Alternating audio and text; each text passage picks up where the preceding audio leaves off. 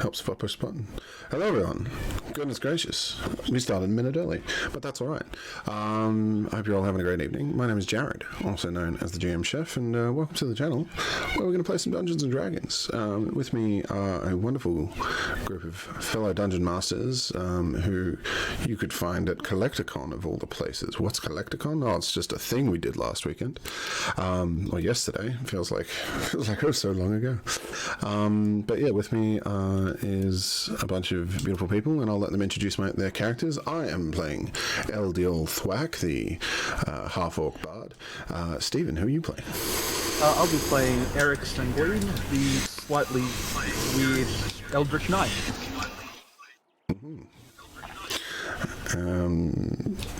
Paul, who are you playing?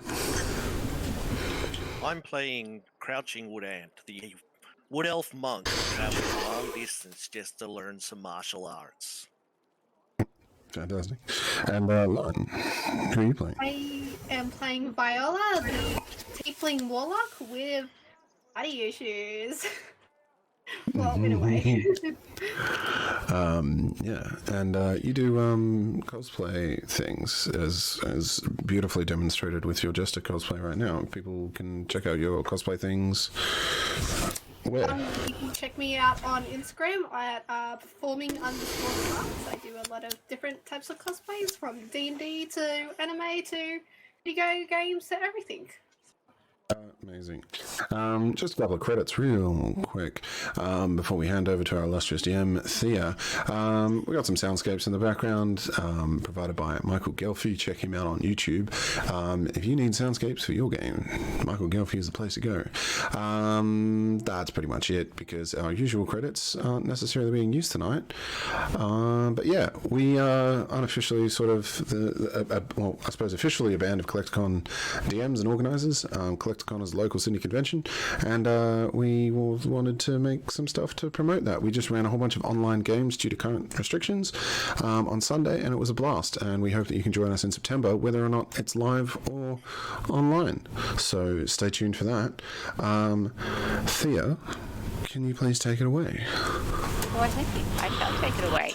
Where I will take it, nobody knows. Hello, I'm Thea. I'll be playing a vast array of deeply troubled people.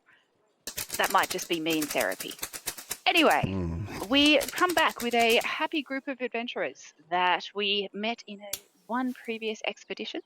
After returning somewhat abruptly from a forest expedition, the party that we have, the 4 people, took a little bit of time to process what turned out to be slightly more than a simple fetch quest to go chase down rumours of a mysterious lost ziggurat. Now, the ziggurat was in fact found. Very much found. After initially encountering a young girl, an innocent young girl, lost in the woods, the party took a little bit of time to decide whether they were going to eat her, or just be wary as she was bait in some kind of trap. But in the end, the power of kawaii and hugs convinced them to let this young girl continue along with them. They followed her. She took them to a clearing in a forest where they did discover a crumbling ziggurat. After various shenanigans with getting into the ziggurat, with portals opening to places unknown, spewing forth nightmarish creatures, the party were able to solve an elemental Sudoku puzzle. Get it? Elemental Sudoku puzzle, because it was elements. You guys didn't watch the last one. They were able to set the elementals free. Not exactly what they'd planned. The young girl turned out to be not all she was. She appeared in a shock twist that was unexpected by none of the DMPCs. What? After our warlock took a moment to try and fetch an artifact for her patron, some of our party members did nearly lose their lives, but they were retrieved by their loyal companions before finding themselves sliding in a very exciting cinematic way down the ever-expanding edifice. Okay. Running into the woods, they were confronted by some strange cultists who, without much discussion with the crew, just teleported them to the office of Barry, the disinterested assistant of the head of the School of History at AUS University, one of the greatest learning institutions of Eurus and the mainland continent. Thank you very much. He was nonplussed by their abrupt arrival, flying from the ceiling and down, landing and spilling on his feet quite untidily. They were able to share their story with what had happened. Barry reluctantly made them tea. And after passing on the information, him saying, we'll look into it. You got your tea? That's good. Very well. Out of here now. Thanks. Some of us got work to do. Some of us have real jobs. Oh, dear.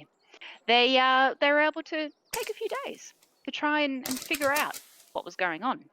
To try and take a couple of days to rest, to reset, try and get their heads in order. Because despite everybody returning safely from the expedition in the forest, there was a lingering sense of things undone, business unfinished, job not completed. But apart from that sense of unsettled unease, they were able to start settling back into their normal lives, until an urgent message came from the university. The great mystic, I See a Lot, had sensed that they were cursed, and that you'll soon feel the effects if they were unable to get themselves cleansed. Answering the summons with various degrees of enthusiasm and reluctance, they were there and they tried to have the curse lifted. To find out more about the curse, clerics prayed. Wizards read a lot of books, made a lot of notes, made a lot of observations. People were variously getting frustrated with this. They even a barbarian tried to slap the curse off them, although that might have had something to do with Eric's previous shenanigans the night before as he was relaxing and resetting. No stories, no tale. Unfortunately, nothing worked, and the party started to notice the curse effects.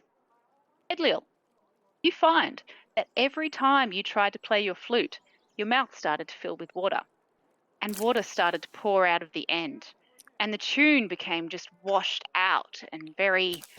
You did not just call me washed out. I would never call you that directly. To your face. Well, if we go to a desert... Viola, every time you tried to speak to your patron to explain what happened with you being unable to fetch the artifact, bits of your clothing started to catch fire. People started to avoid you even more so than usual. Eric, when you started to blow off some steam or tried to blow off some steam by training with your glaive, every now and then you'd swing it and it got near to the earth. It felt like it was being sucked down by heavy gravity, and it would kick up dust even when you weren't anywhere near dust, and it would get in your eyes and your face. And Crouching Wood Ant, occasionally, when you were practicing your being fading into the background, you would become so good at fading away, so insubstantial, that you almost faded to nothing. Every time you'd reach out, your hands would pass through objects, couldn't open doors. Oh, no. Became so light it was almost as if you could just blow away. While initially this was an inconvenience and just an interesting thing for the academics to have a look at, suddenly lifting this curse is becoming actually important to you. We're going to begin our adventure today with our 4 companions sitting in a waiting room at the university, yet another room waiting to be poked and prodded by even more academics trying to come up with a way to solve this. The sun is starting to set. It's been a long day, and 4 of you are trying to work out your options. So I guess we'll start with, how are you feeling about this situation? I'm not one to sort of dampen the mood, but this cannot happen, and I'm like just demonstrating how clammy my hands are, and like just remind me again, like, what on you feeling airy fairy, and what the other two? What are you guys feeling? They're bloody hard to maintain majestic hair and beard like this with dust in my face all the time. But, well, I suppose at least you'd get new employment as a water fountain. Like, I mean, I like being looked at, but no, not enough motion and like extravagance, you know. I I lost my favorite dress last week. I can't ask my daddy to buy me a new dress. I can't ask him anything. He won't send me money. It is the worst. On the plus side, I can walk into any door without having to use the lock. On the negative side, when I try to drink some ale, not happy. Nothing like throwing a punch and then falling through a. And even you hear sort of the voice fades in and out at times. As Viola was talking, you notice that there's a little bit of smoke starting to kind of rise up from some of the seats that you're sitting on. Was sitting next to Edlio for a little while, but it was getting a little bit steamy. And not at all in like that, like it's just humid. And your hair, particularly you, Eric, like your beard was getting all fuzzy. Not nice. Not my dreads. Not my dreads. I don't like moisture.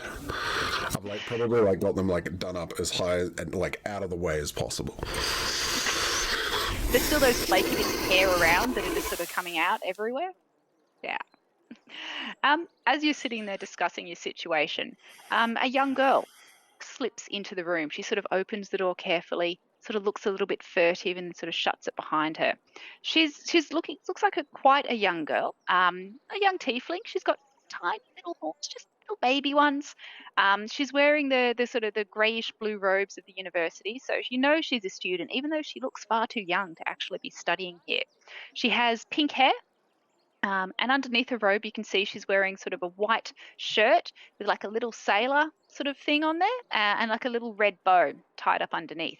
And she kind of looks at the door, sort of walks up to you, takes a step back after smelling the kind of burnt hair, burnt fabric smell that's coming off Viola, and is like, "Are you the cast ones?" Oh, you just... rumours. Oh, it's not a rumour. So fast. Well, look, I don't like lying, alright? But we're not, just in a bad way, you know? It's not all that, okay? Good. Use your sentences. I'm sure it's you, though. Look, I think I might be able to help you. But, well, I can't do it for free. That's always children. Oh, I'm not a child.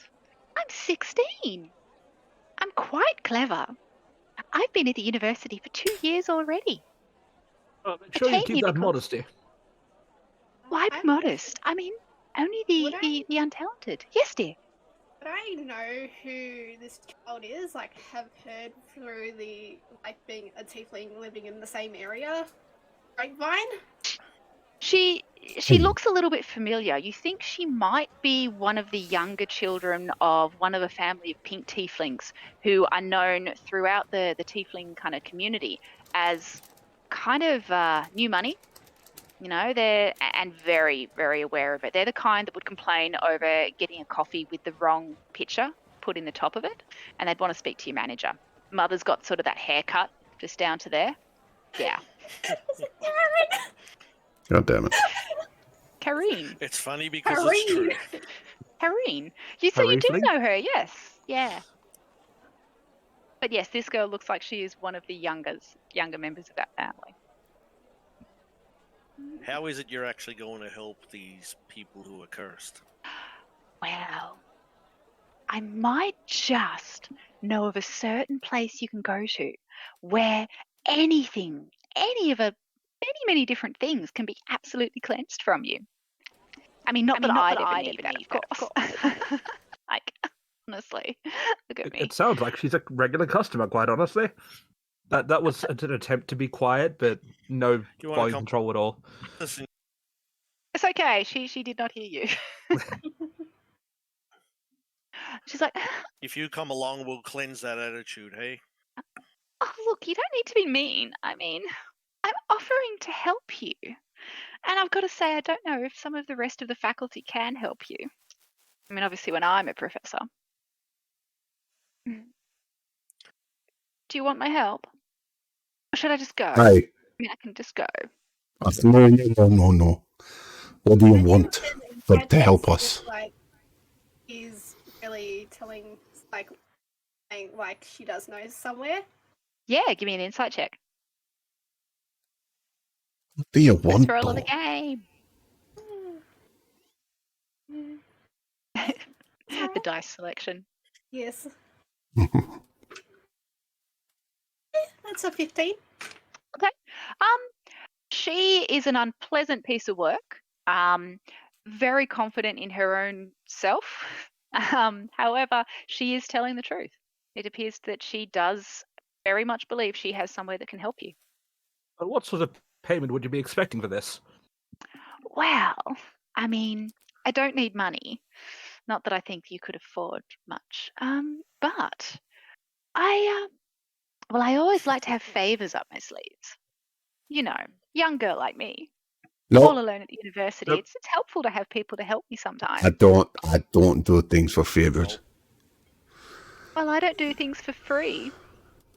I understand that, but if you want something, we'll do that up front.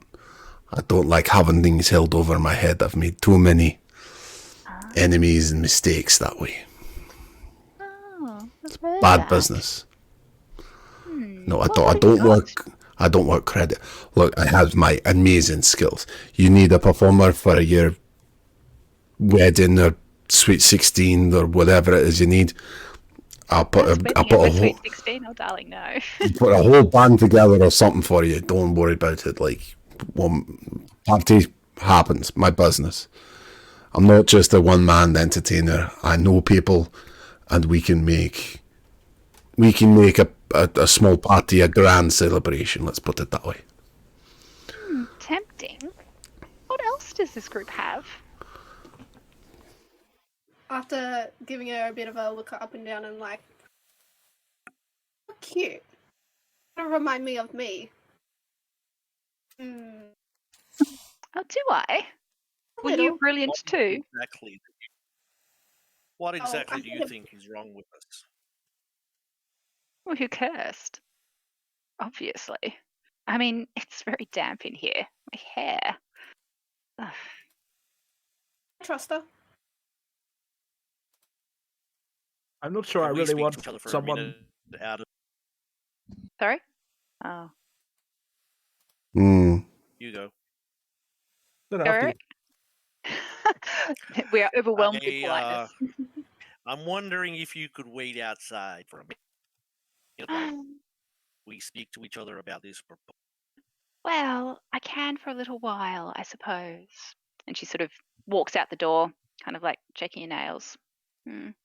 My hair is quite nasty in here. Yeah. She heads out, shuts the door, not completely. I kick it closed. Oh. Correct. Well, we're obviously all suffering from some sort of elemental curse. Air, water, fire. Is it such a bad thing? Yeah, it Like- kind of is. I would Like, look, it's not necessarily that bad for you. You can be like doing the things, but you know, it's. I can see long-term issues for you. It might sound good now, like you said, you walk through doorways and all these convenient things, but what about when you need the touch of another person? And like, I'll just like wave a hand like through his shoulder and be like, see, Yep. in the future, there's going to be certain things that you're going to lack. For me, you know, I could become a water juggler thing, but again, not a long-term solution. Solution. Sorry. I'm not a solution. I'm a flesh and bone. And like, yeah, of course I could go out in the desert and like, you know, provide water and things, and like it's convenient in certain ways, but it's nowhere to live for any of us with all of our little things. You know, dusty, overheating, constantly saturated and moist. And you, I just surely your skin's going to dry out at some point too. Yeah, I just sneeze out a nose full of dust. I don't know about you lot, but my hair looks horrible, and it's hard to maintain my fantastic clothing and sense of style with this bloody dust all over me. Oh no, I agree. So, like, I asked for a drink. I tried to ask my dad for money. My clothes got burnt off in the bar. It was Why were you wearing clothes in the bath? in the bar, you. Oh, bar, right, of course.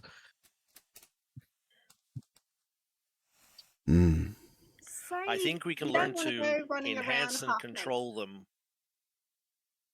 But I'm willing to follow. It really depends on what the child wants. I don't particularly want to have someone asking me for a non-specific favor, as Idol said already. Perhaps Well, like a Why compact. don't you let her back in? We could write up an agreement that like it could be a list of things. So like we narrow it down a little bit. Will someone open the door? Because I can't seem to grab the handle at the moment. And I stick my head through the door and go, boo, and pull back in. Actually, when you tried to shut the door, you weren't able to. You couldn't kick it shut. So she's been listening to all of this. And as soon as you sort of go to put your head in, she actually ducks underneath you and is like, "Oh, Oh, hey, so how'd your conversation go? A little group thing." So cute. It should Oh be my mentioned gosh. that Eric has no concept of I'm volume happy to do control, you so a even when he's favour. whispering, it's really loud. Yeah. Fantastic. Well, I could. I'm willing to do you a favor when Oh, you like, if you help us do whatever we have to get rid of. oh, you're so sweet. Thank you. And look, I do have a Don't read the party small coming print. up. I have a party coming up. It's next week. I suppose if you could come and play, that would be all right. And Of course. I have heard, Viola, apparently you're someone who can get into some of those more exclusive stores. I've been banned, you see. Nothing to do with what I did, of course. They were just being so difficult. But if you perhaps could take me shopping. Or up and down. Only if you can pay for your own clothes. Because I ain't buying your shit. Oh, of course you are. Of course. No problem. No problem. All right then. Well, I want look. money. I mean, I don't need money, darling. Let's have plenty. Doesn't your daddy help you out? when he can actually talk to me and not have my clothes set on fire. As you say that, sort of like one sleeve of your dress starts to smoke up a little bit and just sort of chars. I just ignore it and let it char up as I'm like fuming. I'll just walk over and like reluctantly with a sigh just kind of wipe my moist hand in it. Sort of We can't fizzles keep this out up. a little bit. Yeah, just a shh. Nice. I sneeze and it inflames it a little. Yeah, a little bit of yeah, it puts like fire onto it, so it smokes it up. Oh gosh, you guys could do a fantastic show. Oh look, alright. We could Well, also do a lot of damage. oh, you're such a party pooper. Right. I'll tell you what, with my unique ability of putting dust everywhere, I could promise to stay away from your party if you like. Oh, I was going to hope you would anyway, to be honest. Commoners, no sense of class. You can't buy Yeah. it. What was her name? What's her name? She hasn't told you her name. Ah, maybe I shouldn't have agreed until I had her name. Anyway, Yeah. Well, anyway, so do we have an agreement? Sorry, I didn't catch your name. Oh, I'm Uwe. Sorry, how do you Uwe. how do you spell that? Uwe. Little bit mark. It's simple, really. oh my god. quite easily. I will play a problem. Do not know if to put under allies or enemies. Ooh-wee. Ooh, I'm going to write ooh-wee. oh, well, fine. I mean, my name doesn't matter. I can find you. It's fine. I'm sure you know who I am anyway. You probably know my family. Never No heard of you. idea. With that, I'll go over to one and just whisper in their ear. Very annoying, to say the least. And I'll smile up. She doesn't hear. She rolled a 4. All right. Well, would you guys like to go? I mean, it is starting to get dark. The sun is setting. It's probably going to rain tonight, and I definitely don't want to get wet. She sort of looks at you, Bedlil. Yes. Wouldn't want anything to happen to my hair. Right, shall we go? I start walking towards the exit and just sneeze Sure. really loudly, a massive cloud of dust over her as I walk past. Oh dear, terribly sorry. Where are my manners? Oh dear. She does this just audible eye roll. Fine. Come on then. So she leads you out of the university. It is indeed starting to get dark. You sort of look up and you notice that clouds are starting to roll in over the city. The university is in the kind of western area of the town. So as you sort of make your way out of the grounds, you pass through the older kind of sandstone buildings, sort of they're very classic style, lots of, vines growing up the sides. There's a couple of students around as you are passing out near the university cafe, which doubles as a bar at night. A few of them sort of come out singing. One of them tries to put a bottle into Viola's face. Oh, love, have a drink with us, love. Give us a kiss, love. And they keep stumbling. As soon as the person says that, I'm just gonna turn and cast thaumaturgy, and have my eyes gone black over and just my hair flaring up and such, just to try and scare them off. Oh, was only being nice. Jeez, can't take a compliment. Dials the drink, wanders off again. Hey, if you're giving me the drink, give me the drink, then fuck off. You've still got the blazing eyes at this point. Yeah. Just roll me intimidation real quick.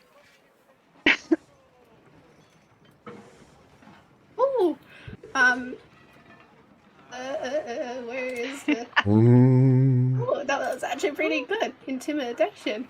Oh, I'm pretty good at intimidation as well. 23! Jesus Christ. He just sort of hands you the drink. Thank you! And then I turn around and walk away. That's sort of you hear them sort of muttering a little bit as they walk off. Yep, you now have a half-drunk bottle of warm beer. No special properties. Does, if you continue to drink it, give you a -1 on charisma, though, because it gives you that bad kind of breath thing. But only for 1 turn, so it's fine. You continue out of the university without further incident. Uwe leaves you further away towards the older part of town. As you're walking, you notice that the sun has well set. The clouds are kind of scudding past. The air feels a little bit damp, as if it is going to storm a little bit later. And you sort of, you start to head down narrowing corridors. You start to move into parts of the city where perhaps it's a little bit less savoury. You don't really see too many people out at this point, more of a commercial area. And you're sort of now getting even deeper into the parts of the city where almost the terraces on either side of the road kind of meet overhead. And as you look up, you can only see that narrow strip of sky and there's not much light. Eurus doesn't have very many streetlights because most people here have some kind of small level of magic where they can create light. But as they kind of move through, this is quite a dark part of town. She leads you for maybe about half an hour and finally heads down an alleyway with cracking facades, paint kind of starting to flake off. The whole way here, she's been talking about her dresses and this party that she's having and how nice it will be to have some of the older students along, and I'm sure they'll have a lovely time. She shows the best party at all and kind of very surreptitiously wiping the dust off her, which I think every now and then Eric sort of blows over her. But now she falls silent and she leads you down this particular corridor, alleyway, and she says, all right then, well, I think we're here. Now look, this is a very secret place. Not everybody is allowed to come here, not even me. And her demeanor has changed. She's being more like she seems a lot more serious and a little bit less flippant. She says, look, this is an old temple. This is where many people come to be cleansed. It's not always easy, and you will need to prove yourselves worthy. But, well, I'm sure you'll be fine. I'm going to leave you here now. Good luck. Don't forget our agreement. Can't wait for the party. Boop. And she just sort of boops Edliel on the nose. Then she kind of wipes her finger a little bit because it's a little bit damp. Bye. Have fun. She heads off down the alleyway. Where you're standing is in an older part, so it's sort of the slightly rougher cobblestones. There is a very large double stone door in front of you, which is set back a little way from the kind of plaster-covered wooden and brick walls near you. It's very fancy. It's probably about 8 foot tall and maybe about nearly the same wide. So double doors. There's fancy knotwork all over it, fancy engravings. And in the centre of each of the doors is what looks like a rope to pull on a bell that goes through to the other side of the door, perhaps. And there's one hanging down from each of the ropes. And then there's an engraving on the door. And it says... Actually, what languages do you all speak? Common, Draconic, and All Goblin. of them. All of them? You name it, I speak it. Or Nice. Abyssal, Common, on the and right page. Infernal. Cool. I mean, I only really asked because I wanted to know, because it's written in common. Very fancy kind of common. And it says, like silence is noise, like dark is the light. To open this door, you must fasten it tight. Do you know not, for it's not the key. You have to prove you're worthy of opening me. And I should be able to bring that up in, I think. So you should all be able to see it. Should pop up in Roll20 for everyone as well. And that's what's written on the door. What would you like to do? have a quick look around the door. Yeah. Are you looking for anything in particular?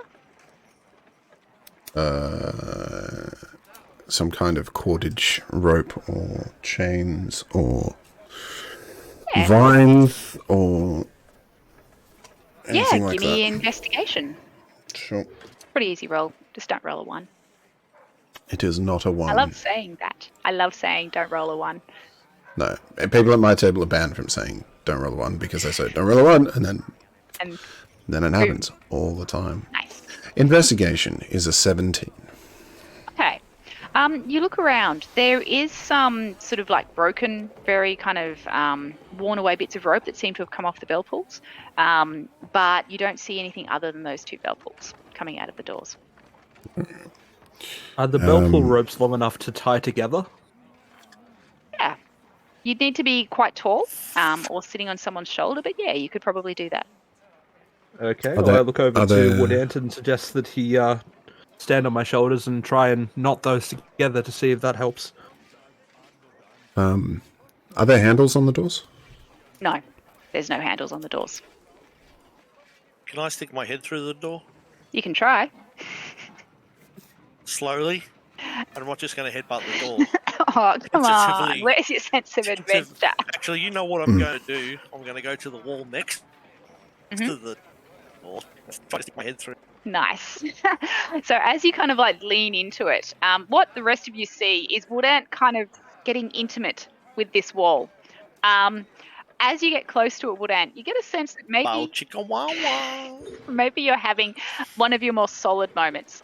And your nose kind of presses up against the wall, and you kind of go sideways a bit. You are not able to get through the wall. I say, you're trying just to gonna keep taste trying. that. Man's got to do what a man's got to do. No? It tastes nice. You want a lick? I'll pass. Perhaps you should see if you can tie those 2 bell pulls, or maybe pull the bell pulls, see what that does. At the same time? Why not? And count to Jump 3 up. and... How high? Before they jump up, I'm just gonna say, hold on. And cast Mage Hand and have it float up and like see if I can like not light him if that does anything. Yeah, cool. Before you set us all on fire. Now, here's an interesting thing. Mage hand, as in singular hand? I believe it's mage hand, not mage hands. How good are Unless you? I cast Is Mage it- Hand yeah. as One well. hand. Have we got 2 mage hands going? I'll chuck a Mage Hand up there. All right, so this is This is cool. 2 hands trying to work separately with each other. I really There we like go. this. So we have 2 Two invisible, hands. hands trying to work together to tie a knot. Trying to What tie a could go knot. wrong? Nice. This is going to have to be I some want kind you of two roll, to I do think. that. I would love to see this. I think that this is going to I be want to hear them talk it through. this is going to be a dexterity roll, but with your spellcasting modifier, Okay. just to see what happens. It's not terrible. Uh huh. I got 14. a 19. You got a 19 and a 14. Okay. You know what? That's good enough. So it looks a little bit funny from the ground because it's these 2 ends of rope that kind of come up and they sort of miss each other a little bit, and one kind of goes under and the other one tries to go the other way around, and it takes a little bit of time, but they are kind of able to tie in a knot. What kind of knot are you guys trying to tie? That would have been a good thing to communicate. You're like, no, I think- overhand. No, a slip knot. No, a sheep snake. I think I would be trying to tie like really pretty knots and such while you're like trying to actually knot it. I'm just like holding a piece of rope and you're just like, oh. Whoosh, whoosh, I'm whoosh, like- Okay. Yeah, let's just go with a river knot. Just Bow a line. that bow line. That's what I meant. O line. Nice. I I would have gone for a reef knot. I would have gone for a reef knot. I mean, that's simple, pretty, but you know, I'm not judging. Like you guys do your own, Do a play your granny's autonomy. Yeah, it's in. Trucker's hitch. Bowline on the hitch. Anyway, okay. This is not talk. All right. So you are- podcast about knots. so it I takes think not. a little. Oh, it takes a bit of time. Ow! 1 point psychic damage to the DM. It takes a little bit of time, but eventually you are able to secure these 2 knots together. Fantastic. Mage hand, I was going to say fades away, but it's invisible, doesn't fade away. It just the fiddling with the knot stops, and you sort of step back for a moment. And initially, there's no sound, and it's a very quiet night. And then you hear just a very faint kind of scraping sound. And as you look up at the door, you notice that where before they were sitting flush against each other, there is now about a half inch of darkness in between the 2 as these doors have started to open inwards. Just occurred to me I should have just made the door not locked at all, because nobody ever tries them. No, Next. it's one of my favorite things to do. I should mention that we do have someone in the chat who is in the Navy, and perhaps we should have taken a recommendation. He's just yelled double sheet bend. Yeah, we could and should have taken community suggestions at that point, but nevertheless, for he is judging. Not the sailor. Feel judged. But okay, so there's like a darkened split where Yes, the doors there's meet. a dark split. Yes, so it looks Oh. like these doors are now open. Well, I Oh, guess that's this one. that. And I push on one side of the doors. I'll push on the Yeah, other for side. sure. Yeah, just give me a strength check, please. Surely. Yeah. That is not fantastic. It's a 6 total. 7. Are they, A 7. 6 and a are they 7. coming out or in? Are they They out are or opening in. We're pushing them in. So we have our powerful creatures, our powerful party members pushing on these doors. Yeah.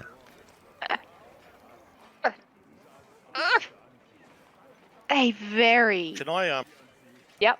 can I flying kick one to try to give it that little bit of extra so we can at least fit through the gap? Yes, please. Give me a Dex Acrobatics for that one, please. Let's see how good it is. Let's see if he goes through it.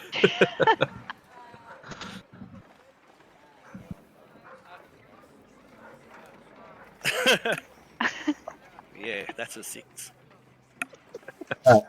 I'm I'm going Can't be to right. I've got +6. Where I'm gonna like pull out my flute, and then just immediately as the water drains out, be like, no, we're gonna switch it up with the flute. Pull out it's an 8 from me. a little drum, and just do a little tribal chant, and a sort of totem of a bull kind of washes over me, and I'm like, okay, I have just cast enhance ability on myself, giving myself bull's strength, which gives me advantage on strength. So I'm gonna Yep. Do it again. re-roll. Yeah, just have a second. Yeah, that's even worse. Never mind. Magic not. 5. What's the guidance? This is the bold ass door. Oh, It's stuck. You want guidance? I ain't gonna help. I could bardically inspire myself. You could give me guidance. It's not happening. This door. Why It's is it not. with doors? D&D parties and doors. Say, I think I've broken a nail pushing Is the this wall bloody next thing. to the door? Viola's Is it- like Is standing the back. door next? Yeah, go. Is the wall Viola's next to the door? Viola, what was it you were saying? imagine if Viola's just standing back, like looking at her nails, doing what Iwu was doing, and just like looking at her nails because she's a little skinny thing. She does not lift anything. Just Yeah. busy. That paying would make it attention. even better if you roll a natural 20. Mm-hmm. Did you want to have a go at opening the door? Look, she doesn't lift things. She's too Yeah, busy carrying the I'll party, have a try to okay? open the door. Oh, actually, that's not too bad. That's a 15. That's enough. So as the three of you are all trying to kick the door, both of you pushing on one door each, Viola just walks up. I imagine I've still got like my mage hand up, and I'm still like Yeah. just playing with my nails, and like I just send my mage hand just to push it. Yep, and the doors actually kind of open in front of you. It appears without you even having to touch them. The doors are open. Beyond them, you can see. No one will mention this again. I will. Mention what? I'll skip in. All right. As you head through the double doors, you find yourself in a relatively large, it's probably about 30 foot, and quite a quite a wide, looks like an entranceway. The floor is made of sort of compressed earth tiles, so it's sort of been beaten down and laid down. And it actually feels a little bit warmer. So as you walk inside, it's a little bit humid and a little bit warmer. And well, I guess it looks like this. There's almost like an antechamber off to the left-hand side, so you can see that there is another sort of like a small storeroom, maybe where people could leave hats or coats or cloaks or something. And you also notice that the area is quite bare. But you do hear kind of like a little skittering sound. And as you look over, you notice that there is quite a large centipede making its way towards you. And then as you notice one's making its way towards you, you notice there's another one. And another one. I need everyone to roll initiative real quick, please. Natural 20. Oh, nice. So that's 21. 19. Cool. Wow, okay. 15. Cool. 10. Alright, you still beat me. Alright, so Eric, you are going to be the first to act. You notice skittering towards you quite large centipedes. What would you like to do? They look nasty. They're shiny, chitinous. Yeah. I yelled disgusting and cast Witch Bolt at the closest one. Yeah, give me an attack. Or is that An attack roll for me, yep. That's a 5 plus a 4 is a 9. I believe that's... I should have looked at this first. That doesn't hit. Not a problem. Okay. Well, being as I'm closest to these wonderful creatures, I'm going to go over here and end my turn. Okay. Cool. All right. Edliel, you're up. Viola, you're next. Well, that's me. That's my name. Yeah, that is. I draw a bow, a short one, and fire it add to the foulness that crawls. For That's my a noise. 11 to hit. I don't think that's going to hit either. It's not. Sugar. So the witch bolt has kind of pinged off in one direction. We're doing great, guys. The shot bolt shoots off in the other direction, sort of like peppering the ground. Luckily, we haven't had any friendly fire yet. Cool. Is that it for your go?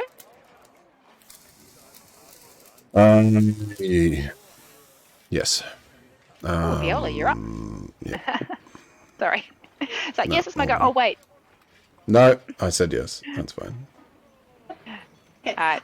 I am gonna cast firebolt at it. Yep. We'll cast it at. I'll just go the first one from Yeah, us. cool.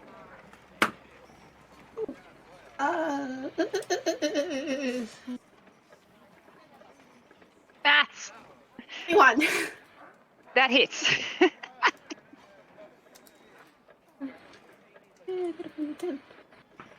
Oh, and that's a 10. Ooh, wow. Did you? Yeah. So that's sort of like a straight line thing, isn't it? Mhm. So as you fire that off, it's sort of basically tell me how your firebolt explodes. This centipede. So, the firebolt, I'd imagine, is like coming off some of the like flames that are coming from like her outfit being on fire. Yep. That's happened. Yeah, it's kind of come, and it's just like a nice little spark that kind of gets like redder and redder as it goes, and it just pisses through the stomach, like pierces through the front of it, Yeah. and just It's thorax. there's a little flame on the other side. Yeah, it literally sort of goes into, as this thing kind of almost like rears up, it's almost like it swallows that flame with its like little tentacly, horrible, teethy mouth. I don't know how centipedes are. That's what it looks like now. And the flame like, goes straight into it. It's almost like, and you see it sort of go around its body, and then it kind of poofs out the other end, and then it's just like, shing, little bits of chitin go everywhere. And yeah, it's very dead. It's very, very dead. Anything else you'd like to do? No, that is for me. Oh, Woodant, you are up. It's bugs. I'm gonna stand right there. I'm not scared of bugs, Fortunately. and I'm just gonna, couple of kick it twice, Yeah, cool. unarmed strike. Squish that bug. Ooh, this is a bit slow, isn't it? Ooh, there we go. The first one's an 8. It's not going to hit. Wow. And my bonus is unarmed. Oh I'm my. gonna go back to so low. And the next one's a 6. Also, Oh, no, hang on. Ooh, Didn't come up. that's okay. I'll take your word for it was a 6. I can't imagine you'd be motivated to lie about that. All right. So Woodant attempts to kick this thing, but it's a wily little bug, and it kind of like dodges and dodges and dodges. Is that it for your turn? Okay. That's it for my turn. All right. These things are basically going to try and bite you. As things usually. As they do. They got a 12 and a 14. I think. Doesn't hit you. So Yeah, these you'll things- laugh. You're joking. You're kidding yourself. 16. I got Ah. armor class. So they kind of like, I'm not even wearing it. they attempt to bite at you, but cannot get your dancing feet, even if they were a substantial dancing feet. That is it for them. We are back up to the top again. Eric. Righto. So just jump back to there. Let's get moving, and I'm going to go and cast Glaive on the closest one there. Cool. So I will move to there, and a Glaive attack does +5 for hit, 13. That's 18 to hit, Yeah, it's going to hit. and a D10 for damage. Ooh. There's a D10. 9 + 3 is 12 damage. Yes, squish the bug. Tell me what it looks like. I'll use the flat of my glaive to just slam it into the floor and splatter it. Massive Yeah. cloud of dust kicks up, gets in ants in my face and hair, and You're kind of coated in dust, yeah. But you're also coated in bits of bug as well, because when you crushed it, bits of it kind of flew off. There's like a leg hanging out of your hair. It's like, no, there's a leg in your moustache. yes, I was going to use my bonus action to go and attack the second one, but I'm going to use that time to fix my moustache and pick the icky bits of bug. I hate these creatures. Given Eric's natural predisposition for being a very well manicured person, I'll let you have that as a free action if you want to try and squish the other bug. Fair enough. All right, then I'll move up and I will again cast Glaive. And that's Can you do that twice in a row? Sorry, that's the. Oh yeah, that's just an arm strike. So that's What is that one? Actually, I'll use the Polar Master bonus attack. So it's just a damage die D4, so 6. So that's 11 to hit. That doesn't hit. No problem. He's That's a my turn. wily critter. Okay, cool. Brings us to Edliel. Your companions are squishing bugs and getting covered in them. That doesn't sound like a good time, but I might just put my bow away as I stride forward, not with much urgency, and I'll just sort of keep my wits about me as we walk forward. 1, 2, 3, 4, 5. If I can stand between companion and wall. And yeah, I'll casually sort of put my bow down and then with a free hand draw my rapier, and I will thrust with great precision. He preloads his dice roll. Yeah, no, that's a 10. Just a stab at the floor. Yeah. And I mean, then yeah. I mean, they're bugs. Like, most people would be a little thrown by this. They're shiny, and they're a little bit, just all those legs. Like, there's so many legs. I think I'm just kind of entranced by the nature of them. It's hypnotic. I will not bother doing anything else. I'm just going to kind of take in the rest of the room, though, and just make sure that nothing else comes out of that hole that they came from.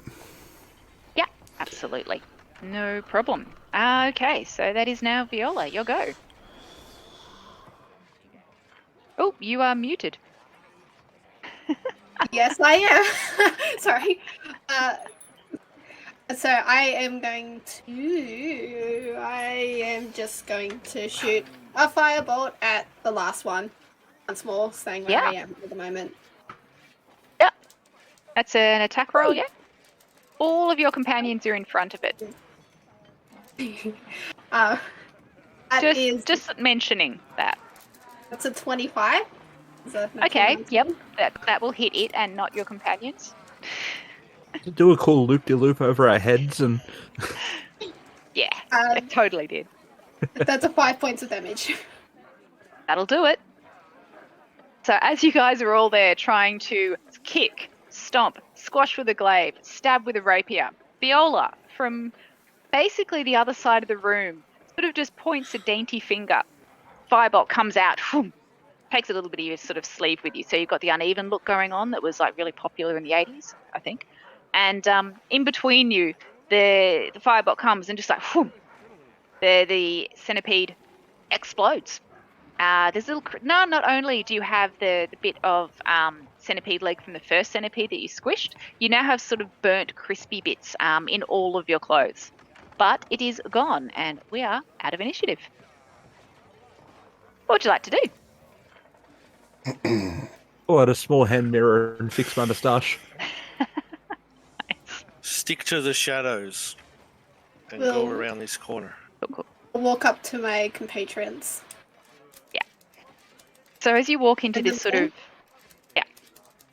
of closed off room, you notice that there is a barrel sitting in the corner empty, and it looks like that's where the centipedes were nesting or coming out of, but there don't appear to be any centipedes in there now. And you notice that there are 3 smaller barrels full of water sitting in the corner against the far wall of the room. So you'll sort of come around the corner. It's like that kind of slightly cordoned off area, and then there's 3 barrels, and then the empty barrel sitting right against the opposite wall.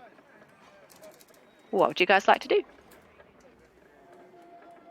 I'm going to investigate and see if this is some sort of puzzle or if it's just an empty barrel and 3 barrels of water. Yeah. Hmm. Is it possible to move the And smaller my barrels? investigation. Sorry? Is it possible to move the small barrels? That's an 11 on investigation. Cool. You do find an engraving on the larger barrel that I'll come back to in a second. The smaller barrels, they're chained to the floor, so you can lift them up and kind of tilt them a little bit, but you can't actually take them with you. The engraving that is on the larger barrel says, what does it say there? It's not very long. It says, if you were to take red wood from the Great Forest and throw it in the blue sea, what would it become? Come again. If you were to take red wood from the Great Forest and throw it in the blue sea, what would it become? Wet. We got this one. Flotation device. Simple wet, like me. Yeah, on the other end, there looks like a tree or something. Yeah. Is it growing in the ground? Or is it... So as you have a look around the other side, you notice that there's also a door. So there is another door just adjacent to where the wall comes out to make that into an alcove. I can do words and describe buildings. But yes, there are some plants down the other end. You notice that they look like they've actually come through underneath cracks from the other wall, and they're kind of like a mossy, viney kind of thing, but it's quite dried out. It looks like it's gotten too far away from its water source. The door that you do see there is made of a very dark mahogany wood. It's mahogany wood. That's mahogany wood. Everyone is very impressed with the knowledge of Elil's woodiness. I can do words. I know timber. What do you... That's timber. What would you guys like to do? We need to get some wood and float it on. How about we go and have a look at this tree down the bottom here? Can I go and have a closer look at that? Yeah, the one down in the sort of bottom corner. That would be the one. Yeah, so that again is sort of dried up vines. It looks like it was some kind of plant that probably is about 6 foot long, quite long and narrow plant with a very thick trunk in the middle, and then sort of smaller little vines coming off the sides. But whatever foliage used to be on this particular plant has died, and there's nothing. It's a dead plant, basically. You can see that the sort of root system is a little bit exposed as well. It looks like it's been uprooted, jumped there, and not given any water or any care. Did somebody say it hadn't any water? I'm gonna. I say, Idle, can you come and moisturize this tree for me, please? Not like your balms and oils, mate, but I can get it wet here. No problem. You sure? Well, you're definitely a bard, I'll give you that much. I know what you get up to in your private fancy pants bloody night parties and your I just mumble as I kind of put my hands together and like think real hard, and then like be a water fountain, I guess. Yeah, I told you had a new career in that. Yeah, you are able to pour water onto the dried up husks of that plant. It gets wet. It'll do that.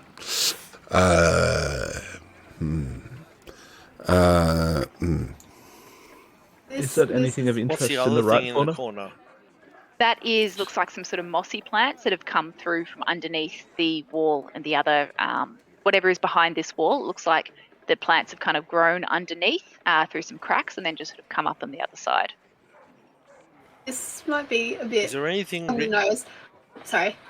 Is there anything purple in the room? Apart from you, no. There's the walls are sort of like a mud brick kind of color. Sort of with like a, when you put stuff over mud brick and it kind of flakes away and it's a white color and there's a word for it that I don't have right now. Like There's whitewash? the two, yeah, that one. Stucco. Yeah, all of those. Fluey There's Crystal. the barrels. Render. And they're sort of like a normal wood color. And then there's sort of the dark mahogany, sort of a redwood kind of door. Is there anything written on that door? Not on the door, no. There's just the note that was on the barrel, the large barrel that was empty. Well, maybe you should throw some water on the door just to moisten it. This seems like a great new line of work for you, really, Thwack. Why don't you, like, put some dust somewhere and, like, things, you know? I'm not the only one who can I pee on make the door. stuff happen. I pee on the door. Okay, no, You pee on the door. Yeah. All right. What a skill check Any does water that I've got take? on me? Dexterity? Oh, to aim. Yeah. Yeah, let's give me a. I don't want to narrate this, but Constitution? yeah. Just just give me a ranged attack on the door.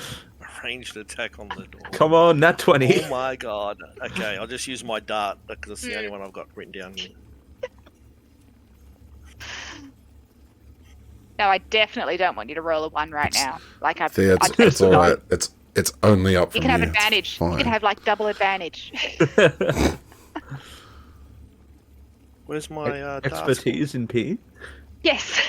I mean, oh no. You'd I'm be going to surprised assume how you're proficient. you'd be surprised how many people are proficient in that. This is going in a direction I did not anticipate. I'm glad this This is an is 18 plus channel. You wanted to run for a I bunch of think years. All right, where'd we go? My roll's not going over. Give me 1 sec. I'll get my physical dice. Cool, yeah, This is- physical dice. I have actually got your roll here. You got Yeah, a 15. I see rolls. I see rolls. We see 15, rolls. an 18, an 8, and a 7. Your rolls came through. Did they? What's the first one? That'll do it. Dart. Dart 15. Nice. You are able to pee accurately on the door. Are you running a name or? That'd be a performance check, and I I might sign it. I'm joking. It's going in the wrong direction. it's going in a You don't say direction. this sort of stuff in a big game, children. The door opens. Like, it opens. It wants to get away from Crouching Ant. Yeah. So, it actually sort of almost opens, not with like some great arcane mystical thing, but almost like, when a dog meets a new person and everybody realizes it's going to pee on that new person, and there's that moment of, that's how the door opens. Like, you're doing this. It swings open. It is still dark. So do you guys have dark vision or torches? I got the dark vision. I am a wood elf. I have 60 foot. So everyone but Torches, yes. Eric can Dark see. vision, no. Yeah. In fact, Eric, it's gotten really dark. As that door opens, the residual light that was coming in from sort of the starlight fades away, and you can't see.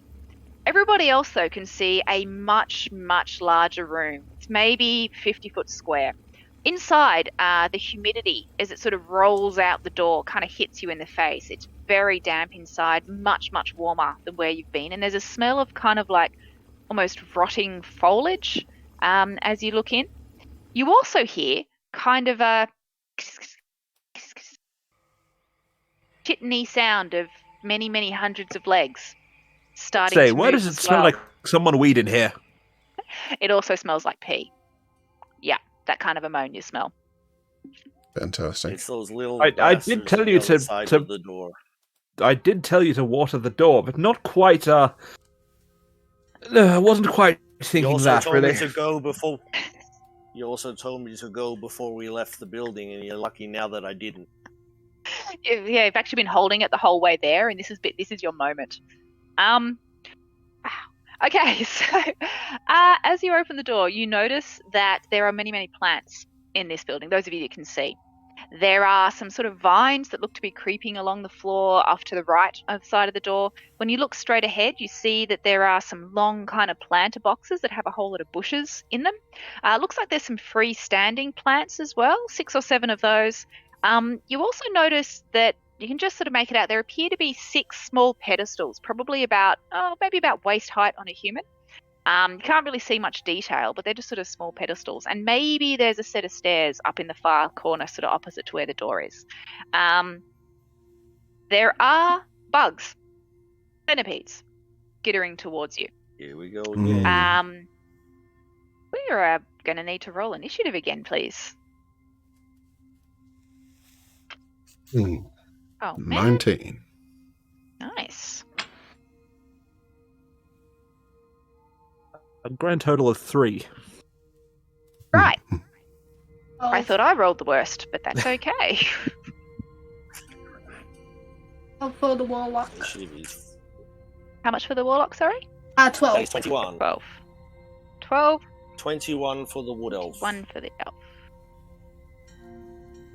Crouch. I nearly wrote crouching elf. Crouching wood ant. WA. Viola. Just a couple more rolls I just need to make here. Bear with me. I can count. Just talk among yourselves. And okay. Wood ant, you are first to act. You see these bugs coming towards you. There is one sort of maybe about 5 foot from the door.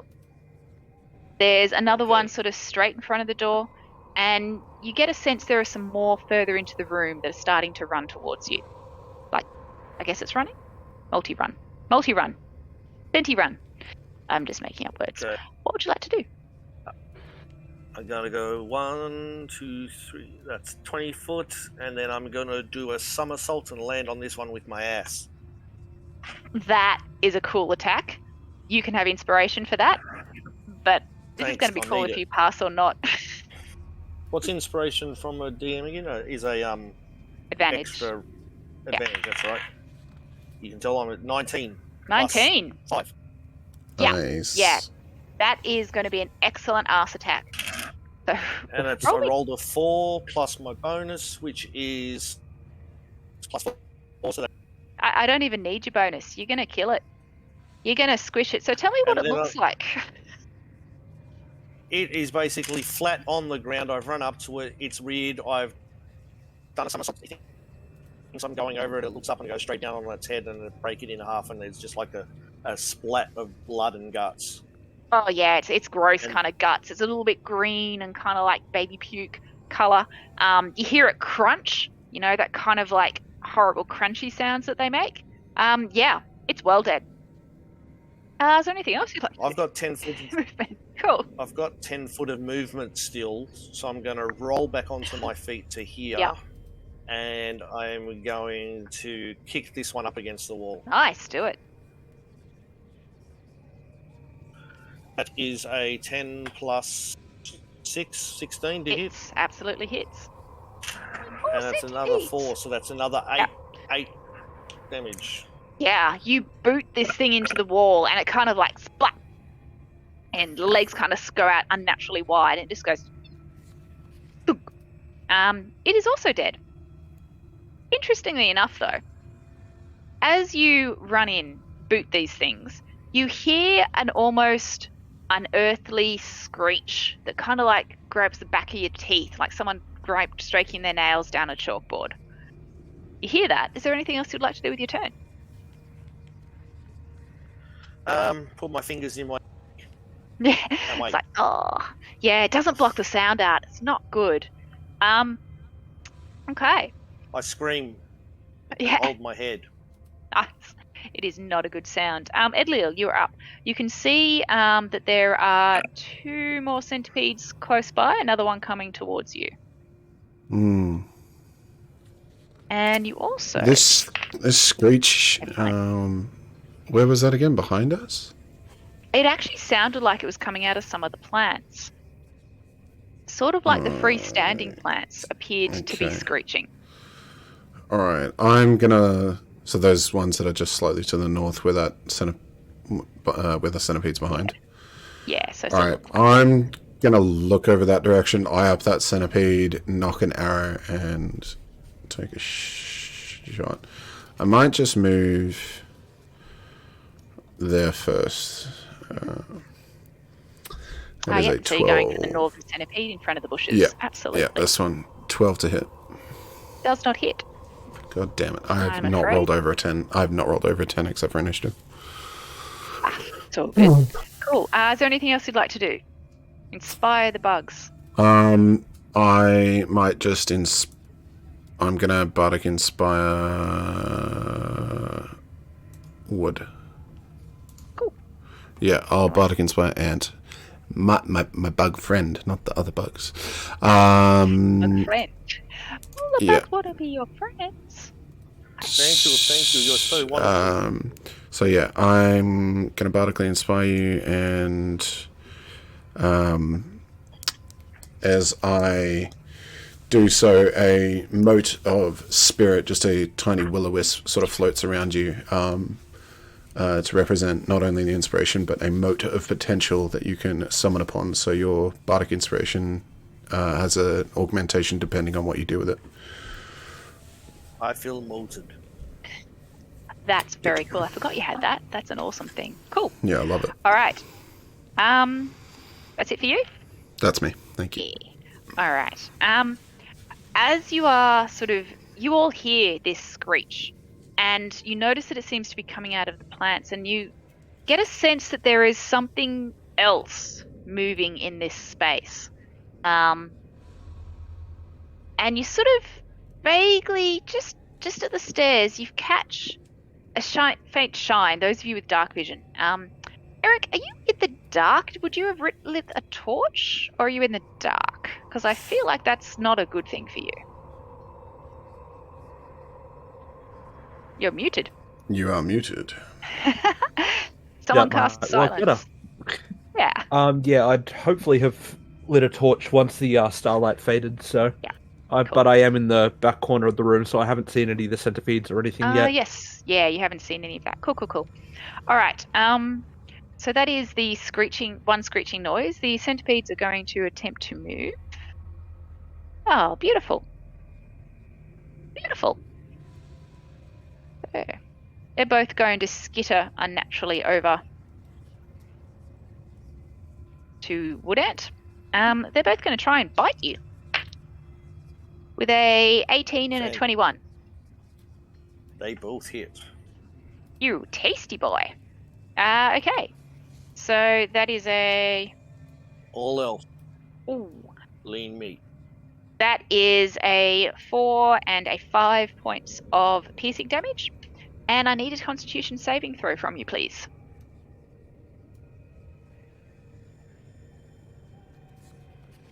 Saving throw. Con save coming up. Dun-dun-dun, dun-dun-dun-dun. I'm sure my music clashes with this stream music, but that's Don't- fine.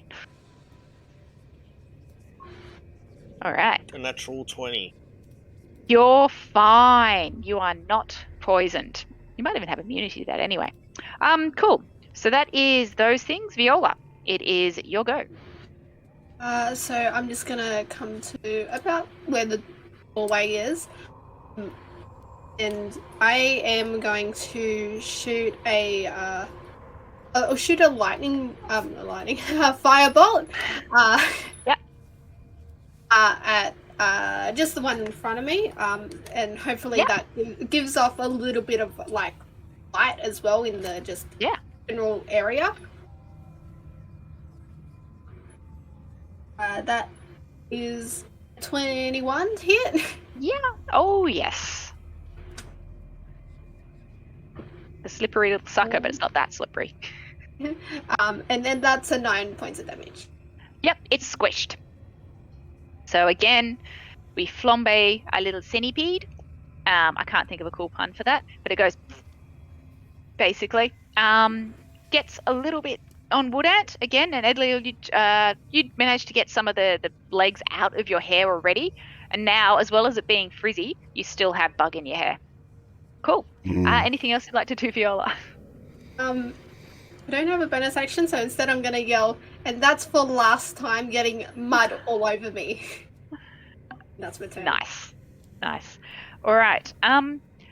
As you are sort of concentrating on these insects, you suddenly realize that the shriek seemed to be coming from some of those plants, and they start to flail and move. And suddenly, with a sinking feeling in your stomach, you realize that these plants are responding to calls from help from these bugs, and they're going to start to move towards you. And I don't think they can't all get to you. Oh no, can go there. They're not all going to be able to get to you. But basically, 6 of these shrubbery start to move. They move slowly and menacingly. The noise is actually. But they're moving towards you. Is the screeching actually physically doing or psychically doing any damage? No. Should have thought of that. Okay. But no, it's just it's emotionally doing damage. They screech on and off as they move. 2 of them are going to get close to you. One's going to take a swing at Edliel, one's going to take a swing at Woodant. They're both going to miss. So that's a good thing. Fine. That's it for them. Eric, in the other room, puzzling over the barrel. It is your go. No problem. Well, I assume I've heard the screaming and chittering and whatnot, so... Yeah, I'm pretty clear going something is happening in the room. 10, 15, 20, 25, 30, and I will use the dash action and go another 30. Cool. 25. Books it out of the room. 30, that gets me to over here. Nice. Actually, I'll move to there. That's a little bit shorter, but that's fine. Yep, I believe that's all I can do this turn. Cool. All right. But you're in the fight. Brings us back up to Crouching Woodant. All right, smack, and smack with my Smack. using a key point to do Nice. flurry blow.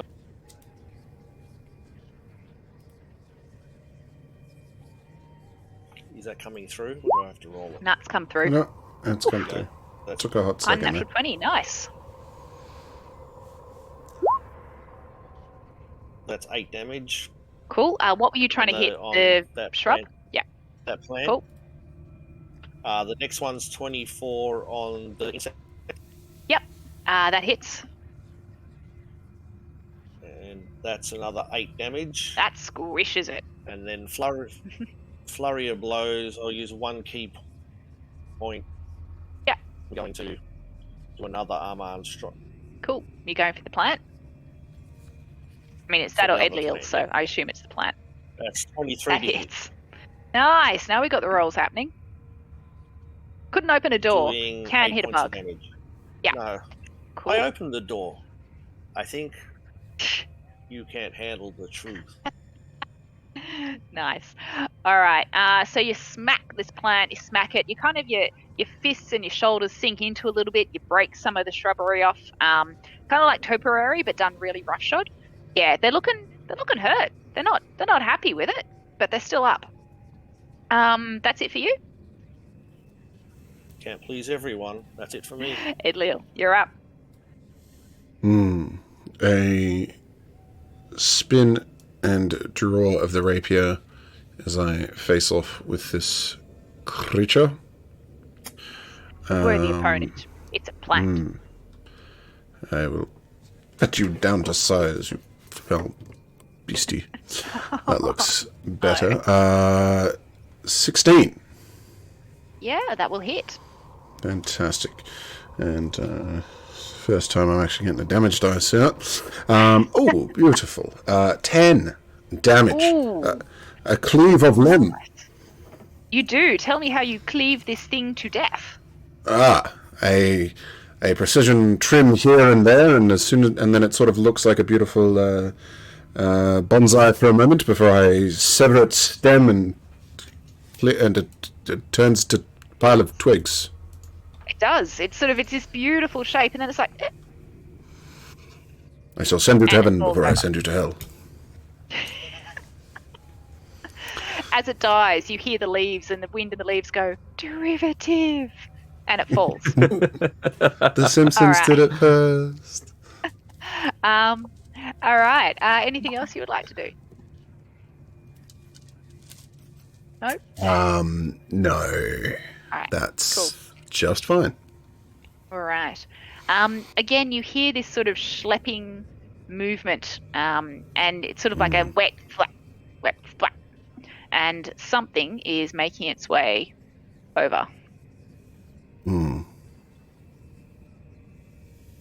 You notice there's something else. It sort of seems to be moving at the top of the stairs, but you can't tell what it was. It doesn't appear to be coming down just yet. Okay. I have another centipede. I forgot about him. I mean, he can't get anywhere. Okay, that's that. Viola, you'll go. I am gonna just the rest of my teammates. Looking at the bushes on the ground, I'm gonna just and look up and fire a I'll do another firebolt at the that was making the sludging sound coming across. Okay, so the strange, weird reptilian amphibian thing, which is like schlepping across. Yeah, for sure. Yeah, probably not. That's a natural 3 for a total of 9. No, that is not going to hit, I'm afraid. Your firebolt's a little off, you know? Like, it's the fact that your clothes burn and smoke up a little bit. You're sort of looking at them every now and then, so you don't have your eye on the target. Like, you know, you've got to like watch the target, but you're just a bit distracted. You hear your faint voice of your dad going, he doesn't say anything, but you feel a disappointment. The feet I took, I've got a bit of a flame swirling around at my feet as well. Cool. Nice. Slowly building with every firebolt. Oh, okay. It's got a name to it, feet, but yeah. Oh, cool. Excellent. And the party is consumed. Cool. Anything else you'd like to do? No, that is me. Cool. These things are going to try and move. Okay, did that just move into range of me? Yep. Excellent. I have a reaction for that. Oh, cool. Tell me your reaction. Polar Master, so I can make an attack if it moves into range. Sorry, that's with Sentinel.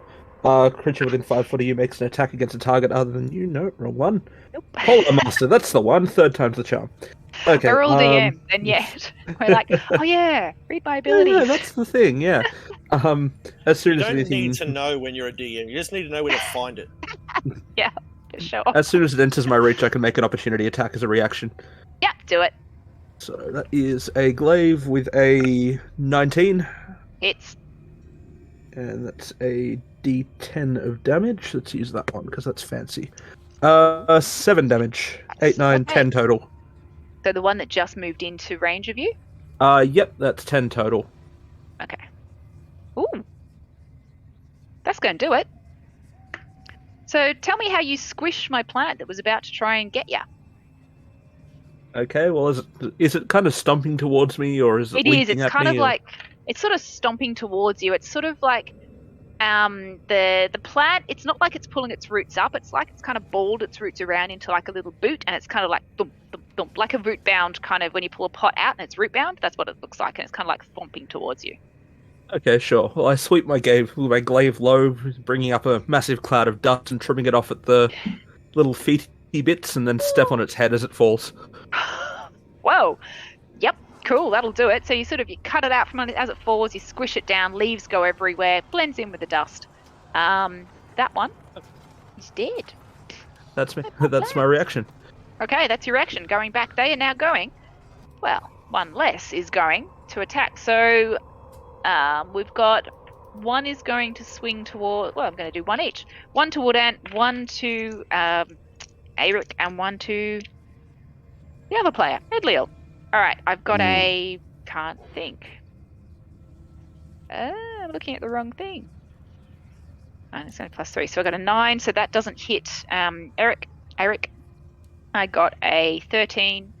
Pretty sure that doesn't hit Woodant, and I got an 18, which I think might hit Edliel. Bards are not known for their resistance. So yeah, let's get hit. Okay, cool. This doesn't bad. It does 2 points of slashing damage. Oh, I have been struck. It's like the kangaroo fighting. Yeah. Nice. Cool. All right, that's it for their turn. Eric, your go. Oh, excellent. I think I feel a glaving coming on. There's one right in front of me, so let's go for that. And that will be a 9 total to hit. Ooh, that does it. That is just enough. No worries. And that is a d10 of damage. That's a 1 plus 3, so that's 4 damage with the glaive. That is enough for that one. No problem. So squish More on that aggressive one. topiary. And am I able to move and do my bonus attack? Yeah. Awesome. I will take a step forward to here, and that will be a Polearm Master bonus attack, so that's with the butt of the glaive. 10, 15 to hit. Yep. And that does a d4 of bludgeoning damage, so that's 4 bludgeoning damage. Ooh, nice. Okay. So you sort of reverse your polearm, smack this thing in where its pretty face would be. It's really just a bush, though. Cool. It sort of like reels back a little bit. Leaves go out. You hear a cracking of branches, but it is still up. It's not looking happy. It's not looking like near death's door or anything. Cool. Yep, that's All me. right. That brings us back up. Crouching Wood Ant. Okay. Is that one damaged?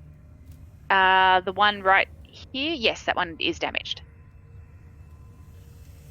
Okay. I'm going to... And first try to boot it towards the...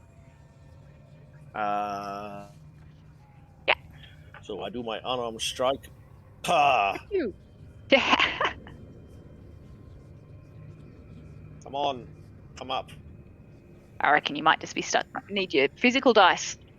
Well, you've been rolling pretty Yeah, well looks with like the it. other ones. Yeah, work some... Oh, there we go. 23 to hit. Yep, that's going to hit.